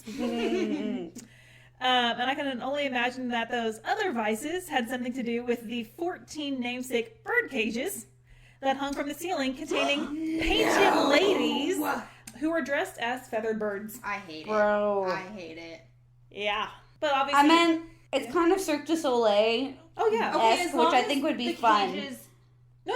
They were big okay. enough for the... It was big enough for They're the... like performers, right? Well, Yes. that's what I'm saying. As long as they were okay with it. That's Yeah, one thing, no, I because think it is was kind their of job. Like a sexy, fun, blah blah blah. No. Yeah. Yeah, but women were treated like crap. Yeah. So that's why I was like, it could go. Actually, I read a really interesting article about how women, like, in the Old West basically ran stuff because Oh, they yeah. were the ones who ran the brothels Well, and and the we'll- whiskey, and that's all people cared about. We'll get that a little further with our shady ladies. They run it with the money box. No, yeah, they did. I know. And so, I mean, these women Westworld. definitely owned their craft. Over the years, there were 26 deaths inside the saloon, which is my gosh. surprisingly low considering there are about 140 bullet holes in the walls. Your aim sucks. They're all drunk. They were But they're drunk. also in close quarters. Like, you gotta think you're gonna get lucky. When did cocaine become a thing? Were they on cocaine too? Mm, Or were they just drunk? Probably just drunk. That's why I don't know when cocaine became a thing. I know Why? because it's in like old timey sodas and stuff. Yeah. True. So But they were drinking like whiskey. just That was drunk. their drink of choice. Got it. I'm sure they were just drunk. But yeah, so 140 bullet holes, but only 26 deaths. Y'all suck at your jobs. Yeah. Since 1934, the saloon has been maintained and operating as a museum Cool. by the Hunley family. I want to go. Yeah. Oh, yeah. And they have maintained these bird cages. So, like, I'm gonna get in. well, like, so like, doing research, like, obviously we want to go to all these places, but I feel like this would be a really accessible trip for us. Oh, yeah. With our location. Oh, yeah. And, like, the costs to go there, like, I think it's something that we could theoretically do pretty soon. Because isn't Yeah. it like 8 hours to Phoenix? To drive? Yeah. Yeah, it's not, Is it? I think it's farther than that, but yeah, because Oh. Lubbock is 6. Oh, And we I have to thought go someone through- told me. Okay. I think it's thought like someone told 12. Mexico. Oh, maybe it was more like that. Yeah. Okay. But At it could be a day least. drive. It's Leave early, get there. whatchamacallit of 4. Yeah, a multiple of 4. Thank you. You're welcome. Words. Okay, but they've maintained the bird cages, the grand piano, and the hand-painted stage. that's cool. Yep. So, we are also celebrating 100 years of haunts at the Birdcage Theater. Cute. The earliest reports of paranormal activity date back to 1921, when students at the school across the street began hearing laughter and music, as well as getting whiffs of cigar smoke coming from the abandoned building. Dope. Yeah. And since 1921, the haunts have been pretty well documented. Staff and guests alike have seen apparitions of folks in... Okay, it's 15 hours to drive. It's 2.5 hours to fly, but ticket prices are like $86. Yeah. So, like, we Oh. could fly and go stay there. Except Let's do for it. me, it's $336 because of her. Oh. Yeah. Neat. Fajita. Colin can watch her. We'll go with a girls' trip. Is she gonna give her her insulin? As long as she doesn't bleed. But she normally doesn't, right? Sometimes she does. Oh, he's afraid of blood. Yeah. He'd give her insulin if it wasn't for blood. Anyway, staff and guests alike have seen apparitions of folk in 1800s attire. The most common thing being a male stagehand who appears in black striped pants, a visor, and holding a clipboard as he walks across the stage. Stage manager. Yep. Called Hey, it. hey, get over here. And he's still yelling at people to get in places. Amazing. Where's your costume? Why aren't you dressed? It's Where not. are your feathers? Shake your tail. Feathers, damn it. Yeah. Come Whose on. beak is this? Okay. Whose beak is this? That just registered. I'm sure it was makeup. It is not uncommon to hear loud laughter music coming from the building at night. Some have heard a woman singing. Yes, queen. Sometimes the sound system will turn on by itself and begin playing old-timey music. Amazing. Some staff members have reported hearing clinking glasses and cards shuffling after closing time. And, you know, as we've talked about spirits, most of these things are pretty common. You know, they get into their habits. You know, they like playing cards. You hear the cards shuffling. However, there have been some wild tales. There is a dice table that weighs several hundred pounds that mysteriously moved itself in front of the front doors one night and boasted a sign that read, "Do not disturb our 26 resident ghosts." When they had to move it back to its original spot, it took 8 men to move it. Damn. Also, who put the sign there? The people who take care of the place or the ghosts? The ghosts. That's what it was implying. Well, That that's the- what I thought, but like, That the ghosts were like, "Leave us alone." was the sign pre-existing or did they Also- write the sign? I didn't say. Oh. So I just looked this up too because it was going to bother me. 1905, it was popular to snort cocaine, and within 5 years, hospital medical literature reported cases of nasal damage. Oh, 1912, the government reported 5,000 cocaine-related deaths in 1 year, and by 1922, it was officially banned. Wow. And it's from coca leaves, which I definitely had coca tea when I was in Ecuador because I got so altitude sick, and that's Yeah. what they gave me. That was still before this, though. This was 1880s. 1880s. That's what I thought. Okay. So, but it is close. Yeah. But now we know. But yeah, so the ghost decided to move a table in front of the front doors, being like, "Leave us alone." I want to know about the sign. Yeah. Like, did you write the sign? They did not indicate whether or not the ghost wrote the sign or whether or not the people were like, "This would be funny." I could see that happening. Just being like, Well, Both or if are it was good. like a pre-existing sign that they just moved to the table, Right. Like had been placed elsewhere, and then the ghosts were like, it didn't say. But in any situation, is funny. It is funny. Another tale is that of a statue of Wyatt Earp. Earp. Yep. I see it. I want to say Earp. Mm-hmm. Nope. Earp. But I'm going to go further into detail of who he is in a minute. But his statue was placed on a balcony overlooking the theater.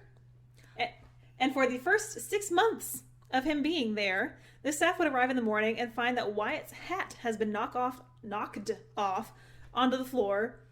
And once he was found turned around... It was Doc Holliday Nope. coming back to Nope. screw Nope. him. Nope. We'll get there, but also nope. Oh, I already mentioned Doc Holliday and Earp in the Dallas episode. I know, but we'll get there. They're later. Yeah. It's also not Doc Holliday in this. Mm-hmm. It's a local historian informed the staff that... No wonder I stuttered. I wrote that twice. Yikes. Just reading it twice. that on repeat, broken record. But no, the balcony was typically reserved for the Clanton gang. We'll get there in a hot minute. I'll explain everything, I promise. But they moved the statue of Wyatt and the activity stopped. Lastly, there was an antique poker chip that was extremely valuable that had mysteriously gone missing. After being gone for a couple years, That's an easy thing to lose, though. Yeah. Right. But after a few years, it was also like really valuable, so they had it kind of It's tucked away somewhere. But it arrived after a couple years, and they put it into a safe to keep it safe until historians could get there to verify that that's what it was. But when the historians arrived, they opened the safe, and it was gone. Someone said, "This mine." Well, the historians left, and as soon as they Came left, back. Yes. it was found in a locked desk drawer. It must be like anything my husband is looking for. Right. I was gonna say, or it was just someone who's super forgetful, like me. I was like, I swear I put it in the safe. No. Yeah. And then the historians leave, and they're like, really? All this time and money we got, like, for him to come out here, and then you're just... Okay. Yeah. Anyway. So that was on Allen Street. Also on Allen Street is the OK Corral. So this is the location of one of the most famous gunfights in the Old West and the inspiration for Western books and films. And it was almost in my history section. Yeah. I left it out. So this is a very popular trope. I mean, like... Did we cover this? We couldn't have, because we haven't... We've probably talked about gunfights. I talked about Doc Holliday, though. It was, who Okay. was Earp's good friend. Got it, like a whole... He is. Okay. Thing. Well, Yeah, yeah, yeah. but like a Yeah. whole thing. Okay. Best friend. Yeah. That's what I meant. So Wyatt and Doc Holliday are really good friends. Yes. But Wyatt's brother, Virgil, was the town marshal. And on October 26, 1881, tension between Virgil and the Clanton cowboy faction came to a head. So, just to preface this, there are so many iterations of this story. I'm going to try to put it as plainly as I can, just because there's a lot of he said, she said, he had a gun, he didn't have a gun. Oh, well, they're all going to try and make themselves seem the coolest, so just... Right. But take it with a grain of salt river. stripped down to its essence, Virgil Earp was the town marshal, and his brother Wyatt Earp was the county marshal. What? They have a brother named Morgan Earp. So there's 3 Earps. Wyatt Earp was good buddies with Doc Holliday. The 4 of them are on the side of the law. The Clantons weren't the best of citizens. There was Ike Clanton, who was the leader of this outlaw cowboy faction. And alongside him was his brother William, or Billy Clanton. Oh, this is definitely an episode of Winona Earp. Yeah. But the whole Clanton gang, there were a couple more, were known for cattle rustling and horse thieving. And they would also just, like, jump people on the side of the road. Classy. Yeah. The Clantons were joined by 2 brothers from New York, Frank and Tom McLaury. Some say that Ike Clanton was looking for a fight that morning because he was arrested the night before for disorderly conduct. You know, whatever the case may be. Imagine just waking up and having enough energy to want to fight someone. Right. Imagine. Yeah. Must be nice. So all of this down went incredibly unclear. I looked at like 8 different sources and all of them were different. And they all had quotes too. And I'm like, these quotes don't match up. No, that it's a bunch of old Western kind of personalities. I feel like that actually makes sense. Yeah. But In any case, the 8 men were out there one morning in October. And then they heard the sound.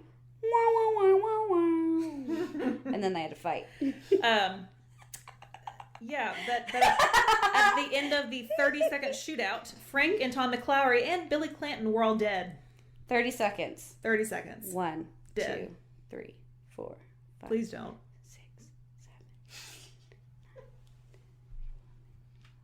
I don't want to have to edit 30 seconds of audio. 17. We're keeping it in.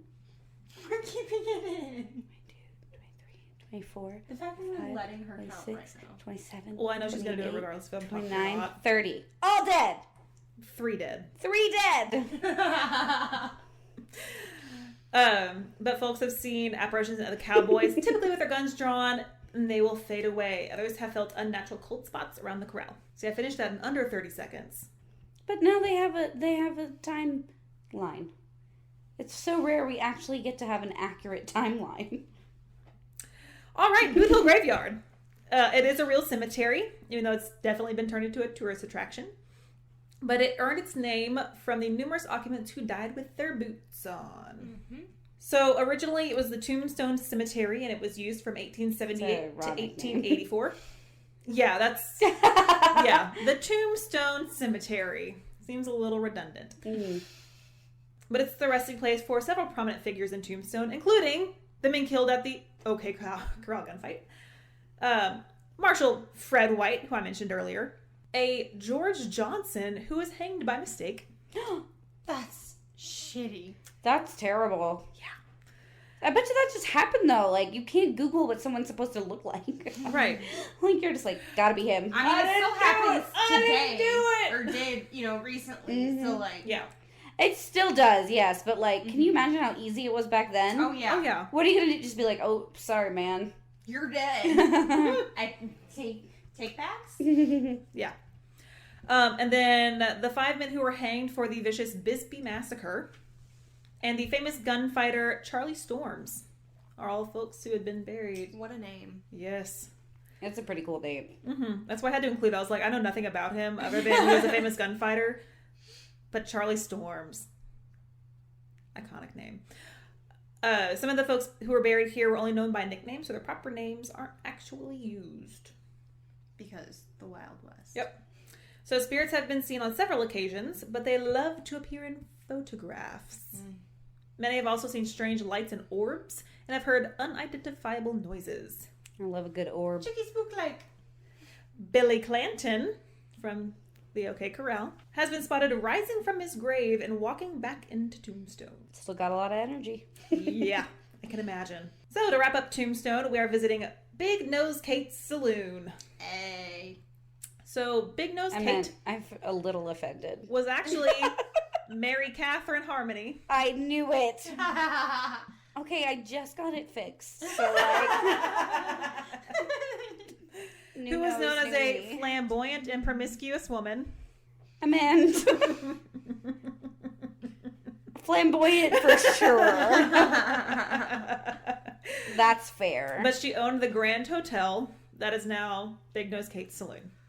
Okay. So- She's a boss lady. Oh yeah. Nice. So the Grand Hotel opened in September of 1880, and it was one of the finest hotels in the state. The lobby boasted 3 chandeliers, and the kitchens had hot and cold running water. Whoa, bougie. She wasn't messing around. And had the facilities to serve 500 guests in just a few hours. Wow. Which, that's a lot. impressive. yeah, Yeah. Like, that's still a lot, even Yeah. with modern conveniences. exactly. They hustled. Dang. So each of the 16 bedrooms had a view.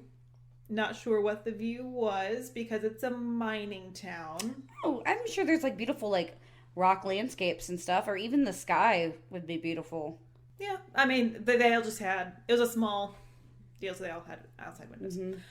That was a joke because I went to Lubbock and I got to see the nice flat desert. I've only been to Lubbock once, and I'm really in no hurry to go back. I've never been. I'm gonna drag y'all. Kicking and screaming. Anyway, they were also finished with... I have to go to Iowa. Again. Lubbock's not that bad. Excuse me. It's just flat. See, at least I was trees and some hills.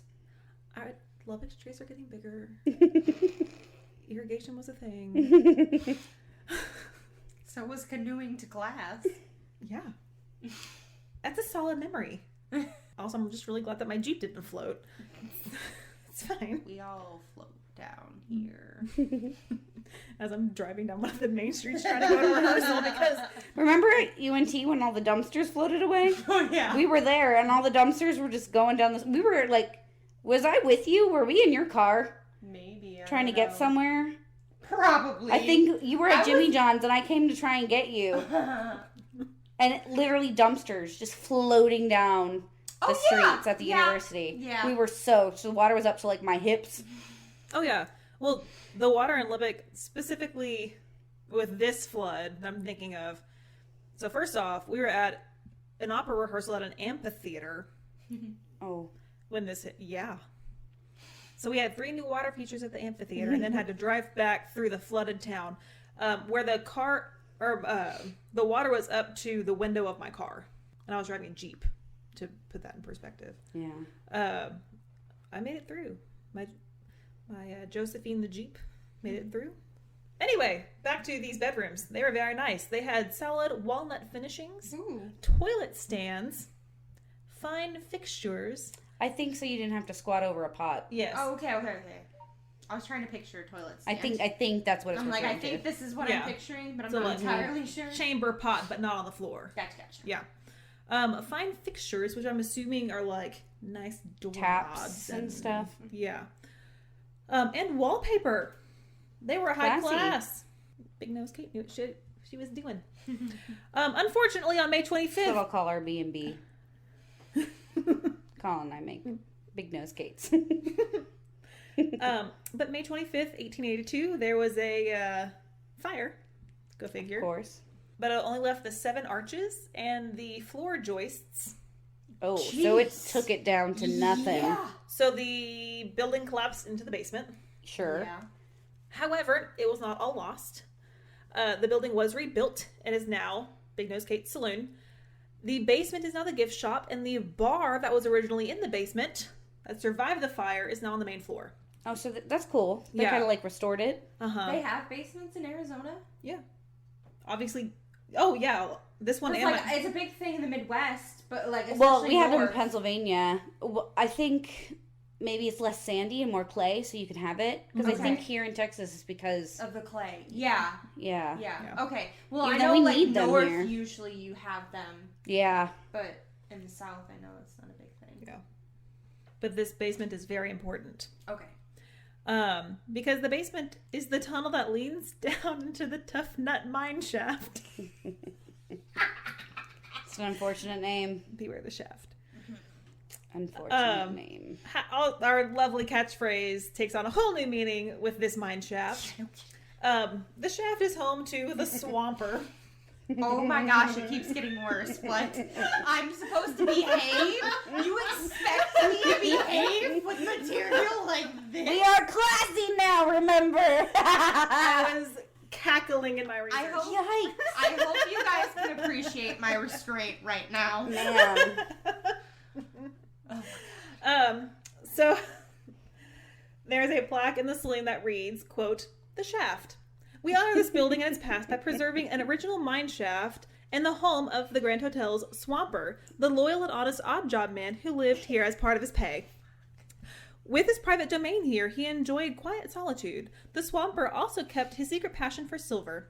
He spent many painstaking hours digging his way to a thick vein of silver within the shaft." God. This, they did this on purpose. I'm telling you. Someone said, you know, it'd be hilarious. To mess with me? You know, it'd be hilarious. I'm Yeah. not allowed to say anything about it. Oh my god, there's so much material here. Mm. Oh, I know. God. I thought of you the entire time I was writing this. I was like, the thick vein of silver in the Oh, I almost shaft. said something. You didn't even need to. Oh, it just all this extra and the tough nut mine. They did it on purpose. It is physically paining me to hold these in. I have so many good ones. Bree's feeling a little blue today. Also, we were definitely making jokes earlier because I had 2 cherries in my drink and it looked like little testes. Anyway, so the Swamper's spirit has been seen wandering. Wait, they call him the Swampers? The Swamper. That's just what they call him? That's his name, the Swamper? Yeah. Like, we don't have his name, so I'm going to have to call him the Swamper. Baby. Hi, I'm the Swamper. Nice to meet you. Well, I don't know how I feel about him because he literally just would like dig down into the mine. Oh, he sounds nuts, but Yeah. still. He's but, like a mole person. but he was like their handyman. So I'm like, okay, Well, and he wanted. it's fine. No one else was digging there. He found silver. No, so people good for- were digging there. There was a mine shaft that he Oh. dug a way to. Oh, so he snuck in? Yes. That's not a bad plan, I mean, except for structural integrity. Yeah. Right. Besides that, it's not a bad plan. But this all happened in the late 1880s, and it's still standing, so, you know. Oh, so they did a good job. Yeah. Good job, Swamper. The Swamper. The Swamper. Good job, the Swamper. So his spirit has been seen wandering the halls and the stairs of the saloon, and he has been photographed several times. He even made the postcard of the saloon's interior. Just swamping. Just swamping. Swamping around. Where he literally is physically holding her mouth shut. Yep. One incident happened when a group of employees and the building's owner went down into the mine shaft during off hours. The expedition went well, but as they were coming back up to the basement, they heard loud moaning. What is this bullshit?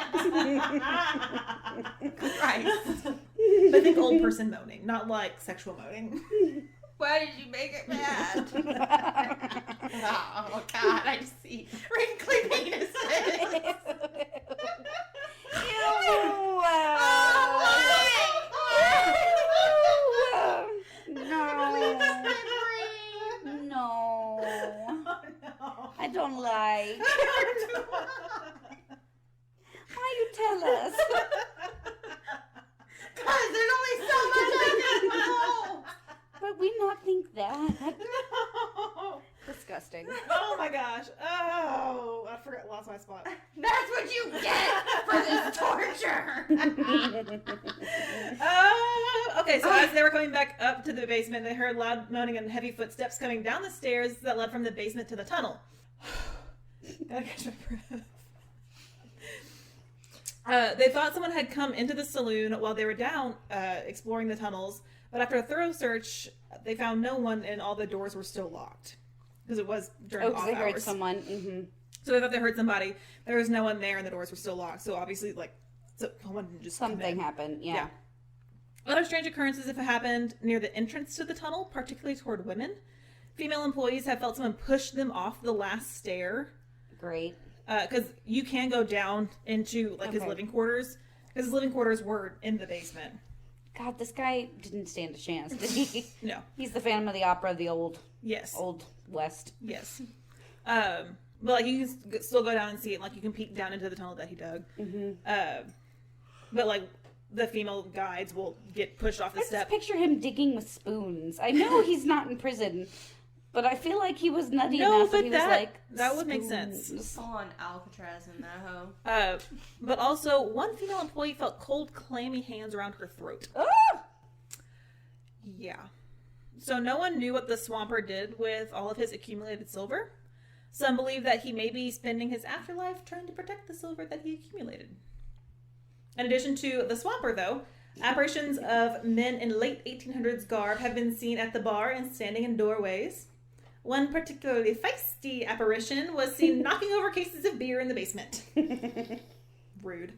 Other encounters include hearing phantom talking and singing in empty rooms, having items fall on the floor on their own, and doors opening and closing by themselves. Lights will mysteriously turn on and off, and silverware has been known to fly off the tables. Spoons. He wants to dig. Let the man dig. All right, so that is Tombstone. As I said, I could have spent an entire episode here, but I did not. Catherine gave me 3 locations. The second of which... Me. I was like, what? Not Catherine, my other Well, friend. you looked at me when you said it, and I was like, what am I talking about? And then I was like, What am I talking about? I didn't talk about it. It's fine. It's not me. No, Catherine with a K. And a Y. And a Y. Hey, Catherine. I don't know if you're listening to this.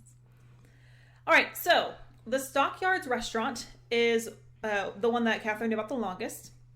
So, because she's been to all these. I don't know if I said that earlier. Did I? I don't remember. Oh. I don't think so. But yeah, so she's been to all these and was like, bad vibes.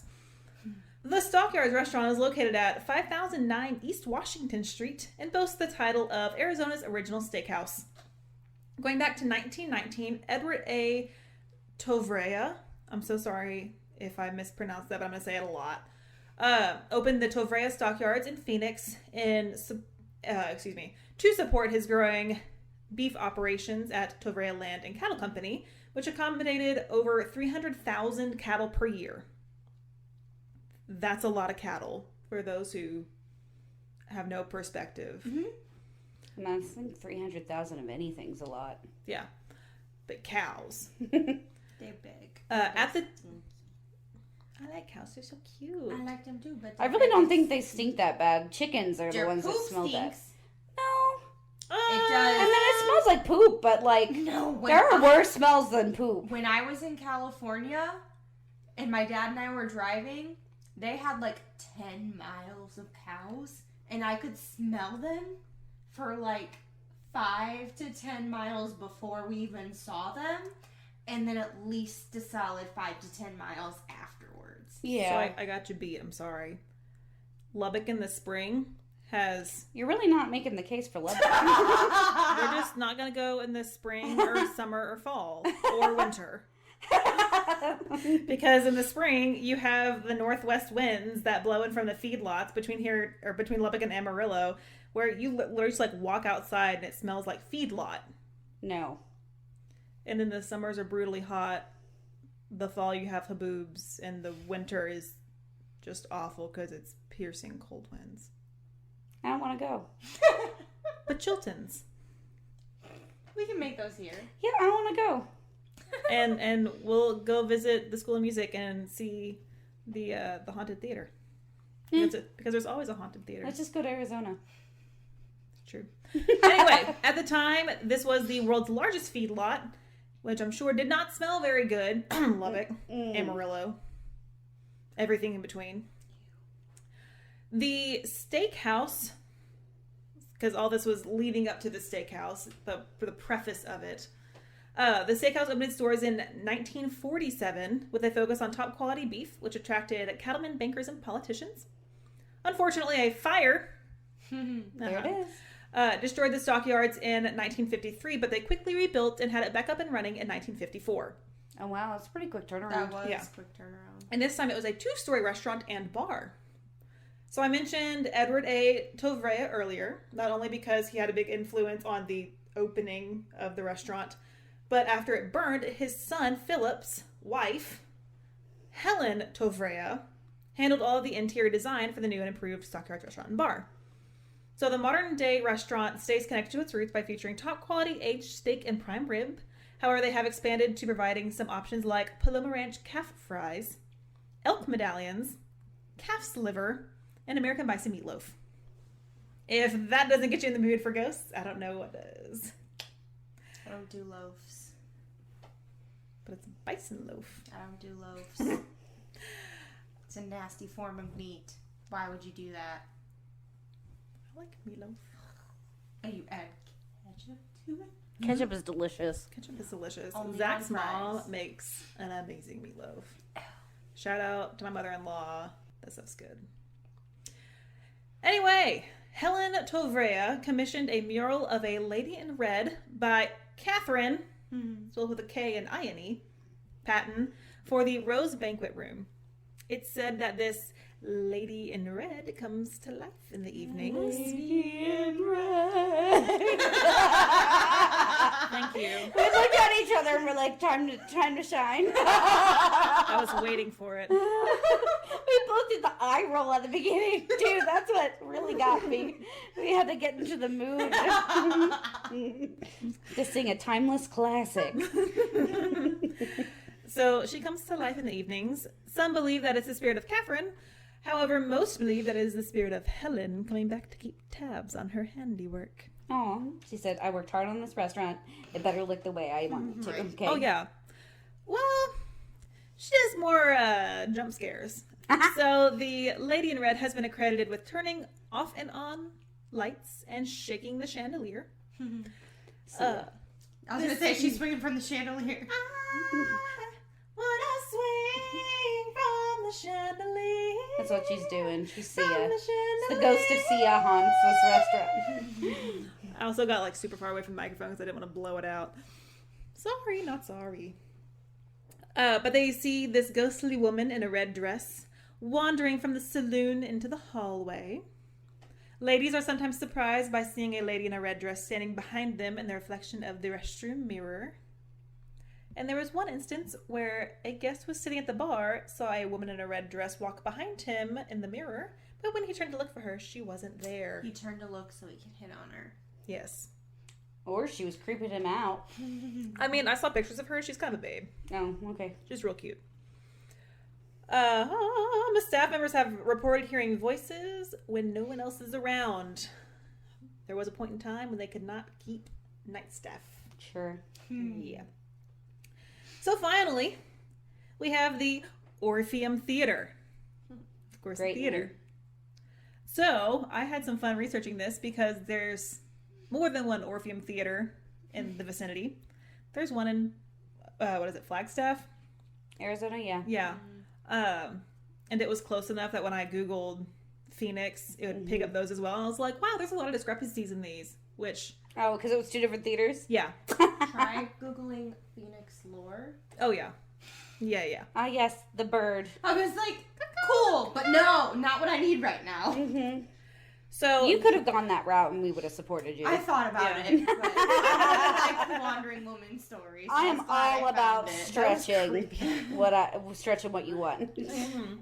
I've done it before. I'll do it again. But yes, so Catherine with a K and I went to tech together, got our music performance degrees. Don't hate. I may have seen a ghost as I was performing an opera about a heart transplant. It's fine. Fine. Operas are so crazy. It was modern. The composer actually came in like, Yeah, modern operas are crazy. oh yeah, it was wild. Yeah. Anyway, that's actually where I got to know her husband, and we saw ghosts. It was Spooky? so that's a word for it. So the Orpheum Theater opened in January 1929 at the modern-day 33 South 3rd Street in Phoenix as part of a project of Joe E. Rickards, and Harry Nace, N-A-C-E. Yeah. Yeah, Nace. Nice. Voice. Noise. Noise. The theater was initially used for vaudeville acts, road attractions, and motion pictures. I thought you were going to say vodka. Vodka acts. No, just vodka. I don't know The why. stage is normally used for vodka. Just only vodka. We've already covered the saloons.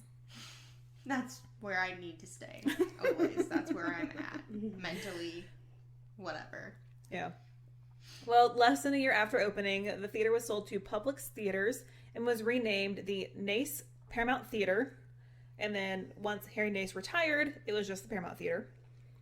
It was purchased again in 1968 by the Nederlander organization and renamed Palace West. In 1969, the theater was leased to the Corona family, Not the one you're thinking of. who allegedly painted the murals black to hide their poor condition and to draw more attention to the films that were being presented. They were a Mexican family who focused on presenting Hispanic events and movies. So I was like, Cool. solid. Okay.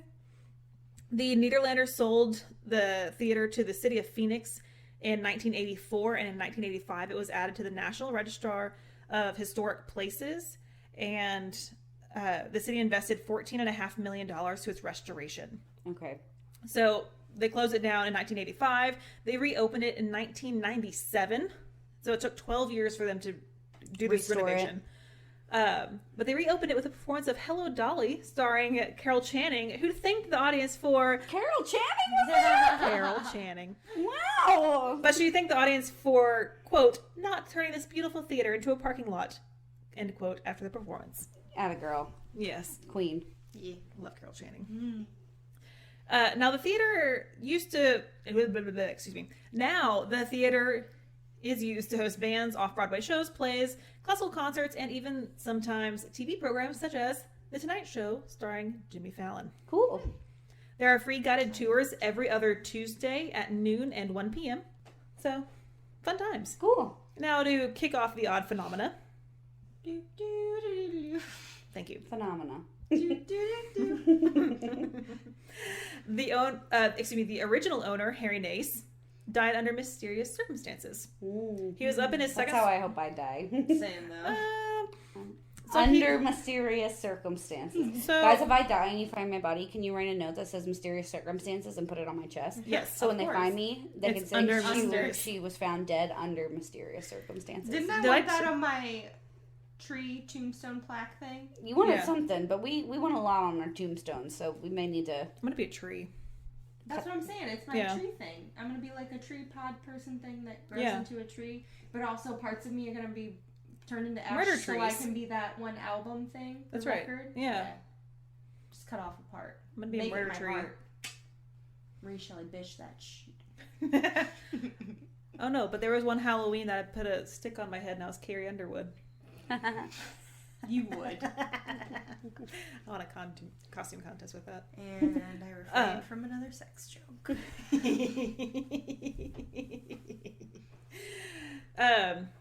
So anyway, Harry Nace was up in his second-story office when he was killed by 2 mysterious gunshot wounds that even the coroner claimed to seem off and bizarre. So no one was up there with them, and they weren't self-inflicted. Nope. The exact angle. I know. I mean, I'm sure you can find it somewhere. Probably. I'd like a copy of the autopsy I was gonna say, I wonder report if on I my can desk find- by tomorrow. I wonder if I can find a copy of the autopsy report. Someone teach me how to use the dark web. Yeah. So one of the tour guides at the theater, Joe, I'm gonna butcher this. I'm so sorry. DiMaggio. No, Atreides, Atreides, It works for me. Atreides, said, "quote Some people have heard male voices call out to them and talk to them, and even call out their name, which is probably the creepiest thing that you can get." Yeah. Yeah. It'd be funny if they, like every other person who reads my name couldn't say it, and they'd be like, Bione. And then I'd cackle. You're like, you dumb ghost. Where'd you read that, huh? You don't know my name. The other Well- day when I was donating, the guy pretty much told me my name was spelled wrong, and he's like, "Is this right?" And I'm like, "Yep." And he's like, "Okay," because I thought, like, gosh, guys, you don't know how to spell. And I was like, "Nope, that's just my mother." So we're gonna Rihanna. like this next ghost. So there's a cat ghost. Kitten. What exactly does? He a cat. Look at there. He just Look catting around. Look at there. So another quote from the tour guide, whose name I'm not gonna butcher again. I'm so sorry. Dark Side Tour Guides. Hey-o. We know our own names. I can't That's pronounce us. this one though. From Joe, the tour guide. Quote. Wait, did we do our I'm Carrie, I'm Catherine, and I'm Bree? It's pre-recorded. That's Yeah. done every week. Yep. Oh, okay. I'm like, no, I insert Did that. you like how I said it, how we say it? Yes. And I'm Bree. That's exactly how I said it that first time too. Because I was like, "You bitches drug me into this, and I am begrudgingly here." Like, I love the research. At that point, I loved the research portion, but me talking. So I said, get over it. So tour guide Joe said, quote, "In the early 2000s, people were reporting that they would hear a cat moving around and purring and that sort of thing above their heads. And it's where no cat really has a place to stand." Cute. I like ghost cats. I miss would my ghost die. I dog. would love a ghost cat. I really miss my ghost dog, but also I'm really enjoying having my cat like actually interact with me right now. So Yeah, she let Colin pet her so long yesterday. she was being really needed today, though. I had to hold her for like a solid 10 minutes straight. Oh. My baby. Anyway, so one source said that it was a panther-sized cat. Oh. I'm not a kitty. That's a big kitty. My assumption is that it was probably just a fat mouser who died happily in the theater. Yeah. Because mice. Sure, he had a smorgasbord. Yeah. Happy cat. Now, finally, the most famous ghost at the Orpheum Theater. Her name is Maddie. Mattie. So Maddie is the house ghost who frequently is seen on the balcony, and she is known to be very mischievous. She will pull pranks such as whacking guests in the head, giving guests nudges, and shushing them during performances. The girl. And she will very famously, and this is why she's the most famous, she will photobomb any of your pictures. Amazing. And She's a star. Yeah. Sorry about it. She had dreams that she had to give up because she died. But she didn't give them up. She said, I'll be a model. Yeah. Everyone will look at me. That is the Orpheum Theater in all of her glory. I could go on about Tombstone forever, and I really want a steak right now. Yeah, you know, me I was too. kind of vibing with that. I was like, dang. We went to Fogo de Chao recently, and now I just want, like, filet, but I want a Manning Gauchos to bring it to me. So I literally have Colin! a T-bone steak and 6 just like regular fillets in my fridge right now, and I really want Zach to grill them. Yeah, I have to be, like, in the mood to eat meat, you know? But, like, you were talking about it, and I was like, a big potato and a steak right now with, like, an iced tea. For some reason, just sounds like it would hit different. Right? Delicious. Also, Texas Tech has the #1 meat judging program. Wow, in now the I nation. gotta go. Oh, it's like 12 years in a row.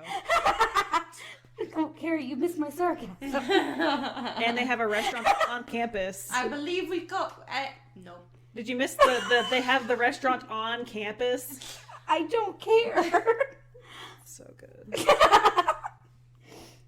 I have so many friends and students who go there, and I'm like, I'm glad you have fun, but I don't think I couldn't have survived. You just have to come with me. I mean, I'll go anywhere to eat food, but Because we'll go to Spanky's and get fried cheese. Is there spanking at Spanky's? No, there's a dog. but there's cheese. I do like cheese. Yes, cheese is good. Mm-hmm. Maybe more than spanking. I That was the one I loved myself this whole episode, and it wasn't even that bad. the cheese. I had some solid material earlier that I refrained from using. Was it hard material? So the 3 serial killers. So imagine it. It's hot. You're in Phoenix, somewhere in between August 2005 and June 2006. You're sweating in the desert sun. And there are 2, what you currently believe, 2, but in actuality 3 serial killers active within your city during this 1 year. It's all Gross. that heat, man. 3! Heat makes people crazy. Yeah. So, like, a year about, Mm-hmm. 3 serial killers were caught. One was a team, Ooh. and the other one was a single. So I'm going to talk about our first killer, Mark, and I think it's Gaudeau. It's Goudeau, right? Sure. Guido. Goudeau. Maybe. Yeah, Goudeau probably looks right. Yeah. So he was called the baseline killer and also the baseline rapist. Oh. Yeah, so he's 56. He was charged with death. And he had 9 victims for murder, 15 sexual assault victims, and 11 kidnapping victims. But they did catch him in 2006. So he did all that in around 10 months. Oh. Active. Yeah, like it was a crazy time. So he had 84 felony crimes in addition to his 9 murder charges. Oh my gosh. So 93 felony charges committed in 10 months. One that's really horrific that I'm going to talk about, but there's a lot of trigger warnings in this episode. He attacked 2 sisters and he raped and sexually assaulted them. and it's pretty horrific. So like I said, I went ahead and told you about that. So during the timeline, in August, all in Phoenix, there were 2 sexual assaults on August 6th. Teenage girls that he took behind a dumpster at a church and forced to rape them with his gun. Well, molested them. It said that this isn't a rape count. Combined sexual assault and robbery on August 14th. So that's, a week later. He would do that. He would steal cash from wherever he would go and use the fear that created to rape women and sexually assault women. The robbery kind of seems like, oh, I need some money so I can continue doing this, not necessarily the reason behind it. Yeah. September 15th, or September 8th, a homicide.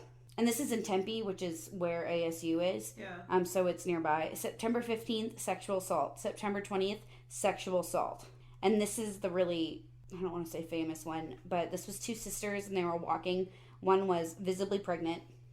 Oh. He attacked them with a gun, sexually assaulted one of them, and pushed the gun into the other sister's belly. So he was holding the baby hostage with his sister. He was arrested a year after this, but the DNA evidence found on these women is what caught him. So they both survived, and I think the baby survived as well. Oh. And it's the DNA that they provided that was able to catch him. September 28th, robbery. September 28th, combined sexual assault and robbery. So we did 2 in one day. One in Phoenix, one in Tempe. So we would just kind of drive, because they're really close, just drive in between them. November 3rd, robbery and sexual assault.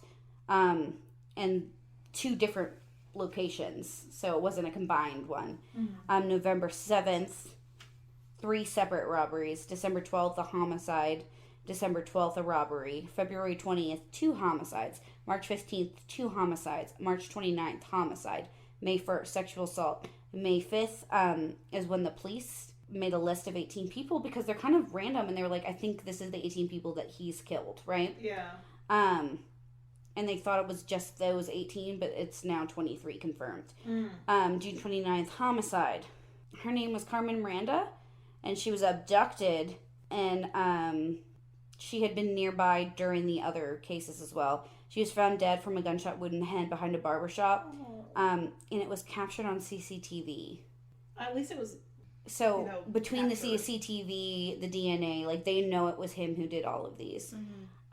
So police were looking for him and looking for the people who killed these 18 people in Phoenix, and that is how they were able to catch Dale Hausner and Samuel Dietman, who were presumed to be one person, but was actually a team of people who were the other serial killers. So they were following the patterns and realized there's 2 different MOs here, 2 different serial killers, and it turned out to be 3.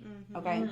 So different vibe, same exact time period. Yeah. So these were 2, they were actually roommates. So they say you have to have a really strong connection in order to be able to like murder people with someone. So they would target random pedestrians and other trigger warning animals.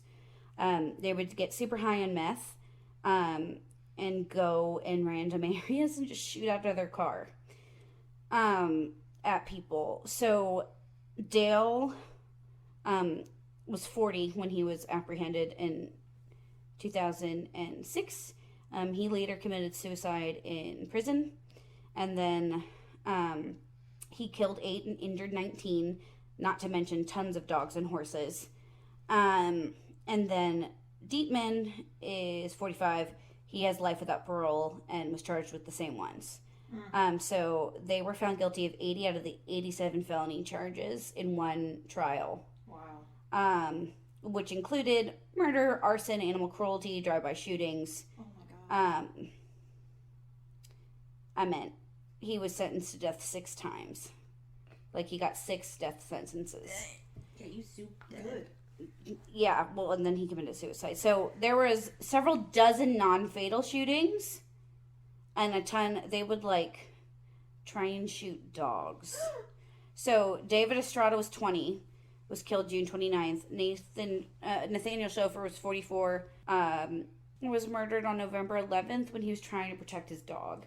So they were shooting at his dog, and he like dove in front of his dog, and it killed him. He was 44. Jose Ortiz was 44, murdered December 29th. Marco Carrillo was 28, December 29th. Claudia Gutierrez Cruz, 20. Technically, only Dietman shot her because Hausner was driving. Last crime was in Mesa, so again nearby. Yeah. Robin Blasnik was 22 and shot and killed while walking from her parents' house to a friend's house. They found other forensic evidence, but they would just shoot at pedestrians, cyclists, dogs, horses, and they thought it was single person. But there were 4 murders, 25 shootings just in May. Oh my gosh. So basically, all 3 of these people, all 3 using guns as their weapon, were active, and they did not have a pattern. Really? Besides the serial shooters is what they call them. Yeah. Were just looking for easy people that they could shoot on the side of the road. But like, can you imagine 3 active serial killers in one city? I meant statistically, I know that there's like it's a possibility, but it's a rare occurrence, I would think, especially because like Phoenix is a large city, but it's not like New York, right? Like, I just can't imagine. So yeah. So can you imagine how many active serial killers there are that have gone unnoticed, or whatever, in New York? Ooh, I don't want to think about that. So Hausner, something that's just interesting, they, like I said, they did a lot of meth. They lived in their house. They lived together. They loved to like party essentially, and they got drunk, and he confessed to the murder, and that's how they caught him. So a friend called and was like, he confessed to doing this when he was drunk, and I just saw that another girl was murdered, and he's like, I have to say something, and it turned out he was right. Wow. So they arrested outside of their apartment on August 4th, 2006. They also caused $7 to $10 million in damages with arsons to a Walmart, to 2 different Walmarts, so that they were just like thrill seeking together. They would just like get high on meth and just want to cause chaos.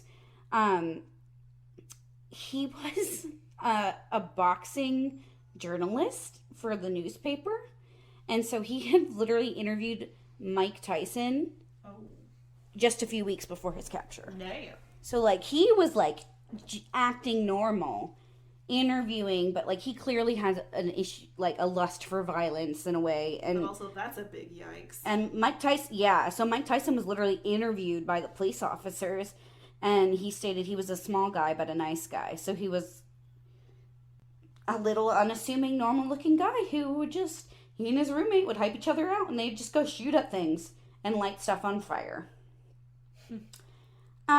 So Hausner had instructed his attorneys not to oppose the death sentence, saying his execution would help the victim's family. So he said that, and he wanted to be put to death as soon as possible. He apologized to people and compared himself to Charles Manson. I roll. He overdosed on antidepressants in prison to kill himself. So there's actually a lot of serial killer options, but these were the 3 that I wanted to do just because 10 months and 3 active. That's crazy to me. That's dozens of people that were killed by serial killers in such a small amount of time. And so that's Dale Hausner, Samuel Dietman, and Mark Goudeau we decided on. But they're recent, like within our lifetime. And I had never heard about how this was happening at the same time.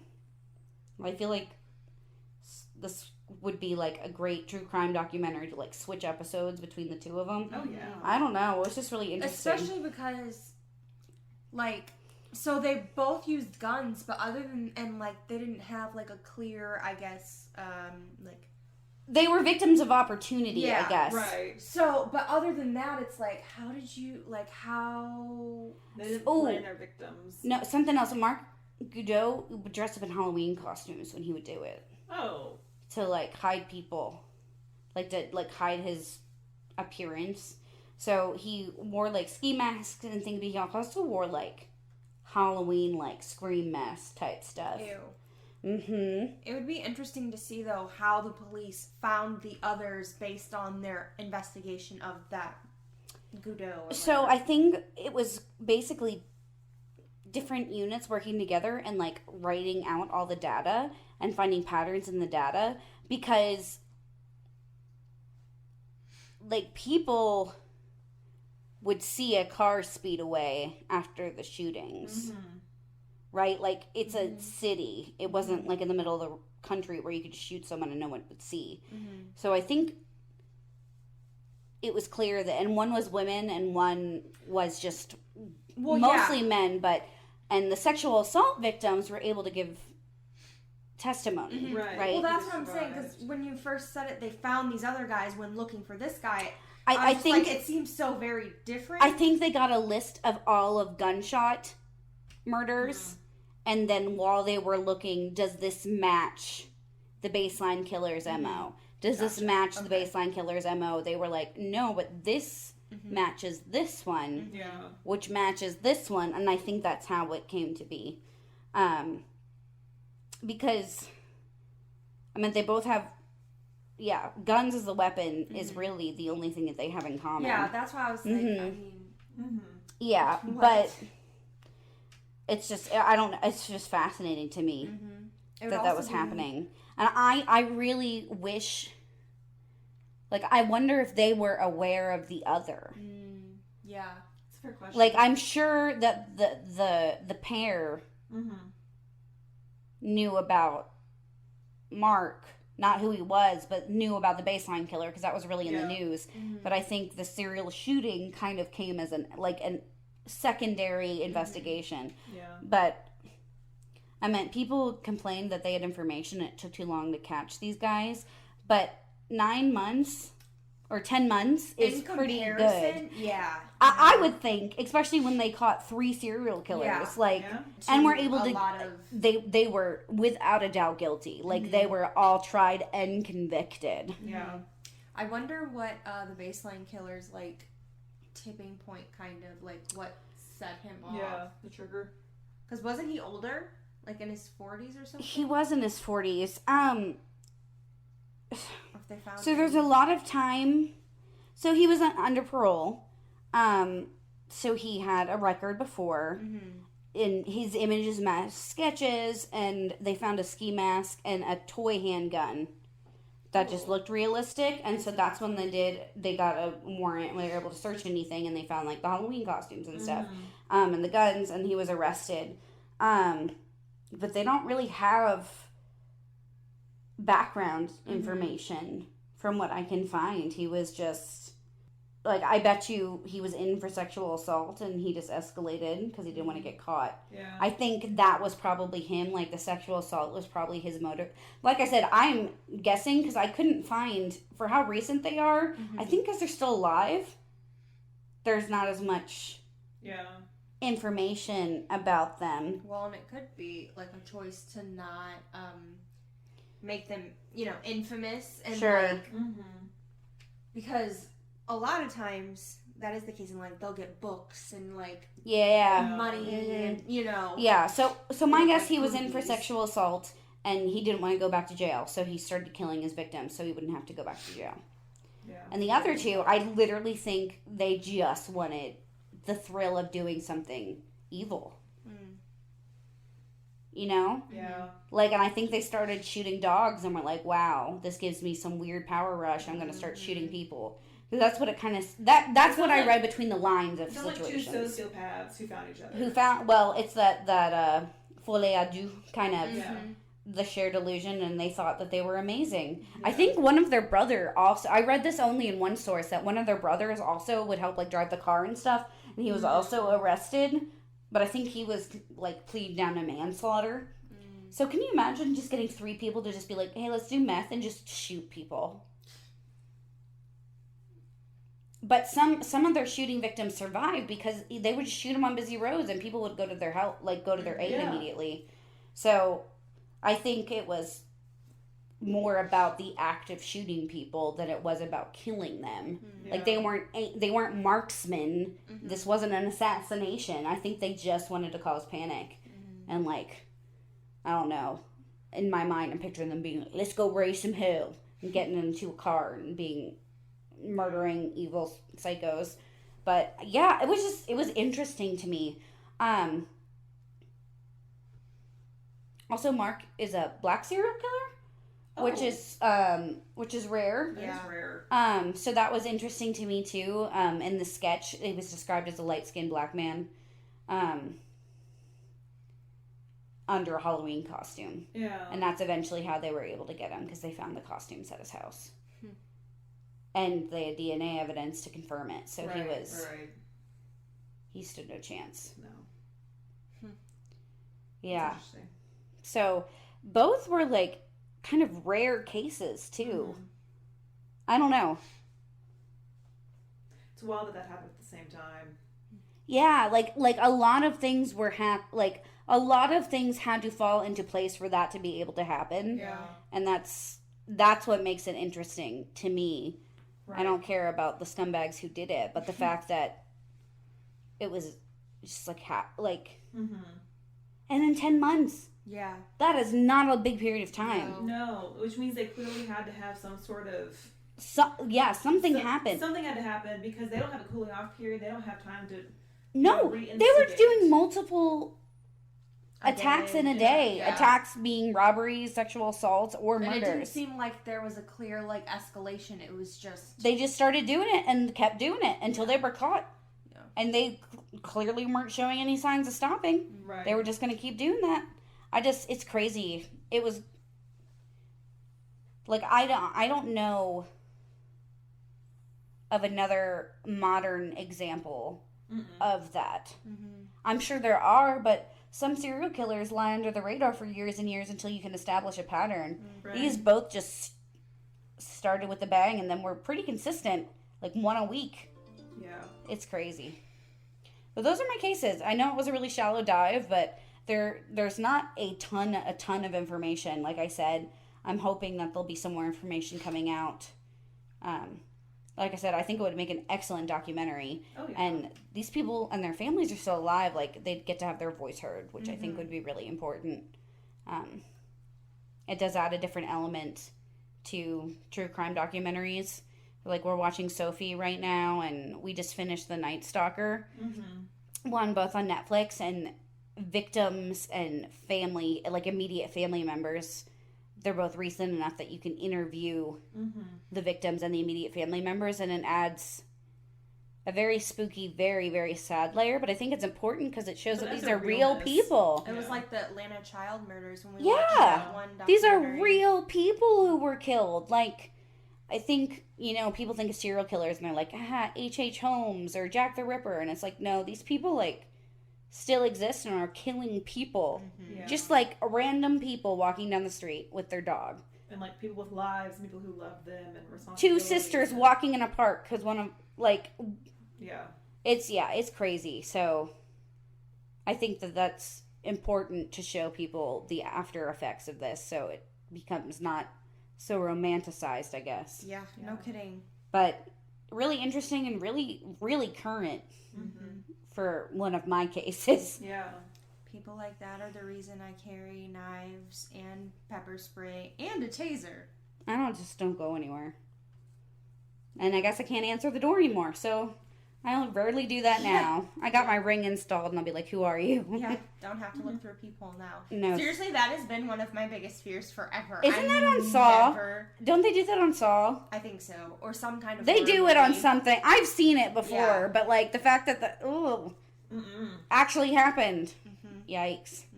That's well, no. I feel like we're all thoroughly convinced to go visit Phoenix, honestly. I want to go to Tombstone. I would love to go to Sedona, so we should just do a little Arizona field trip, but really interesting. Yeah. Well, and during all my research for this, I have a song stuck in my head by Jamie O'Neill called There Is No Arizona. And on that note, I hope everyone enjoyed this wonderful tour of Phoenix, Arizona. Bye, y'all. Bye. Bye. Follow us on Instagram at Darkside Tour Guides and on Twitter at Darkside Guides. Give us a like on Facebook at Darkside Tour Guides. Visit the blog at darksidetourguide.wordpress.com or email us at darksidetourguides@gmail.com.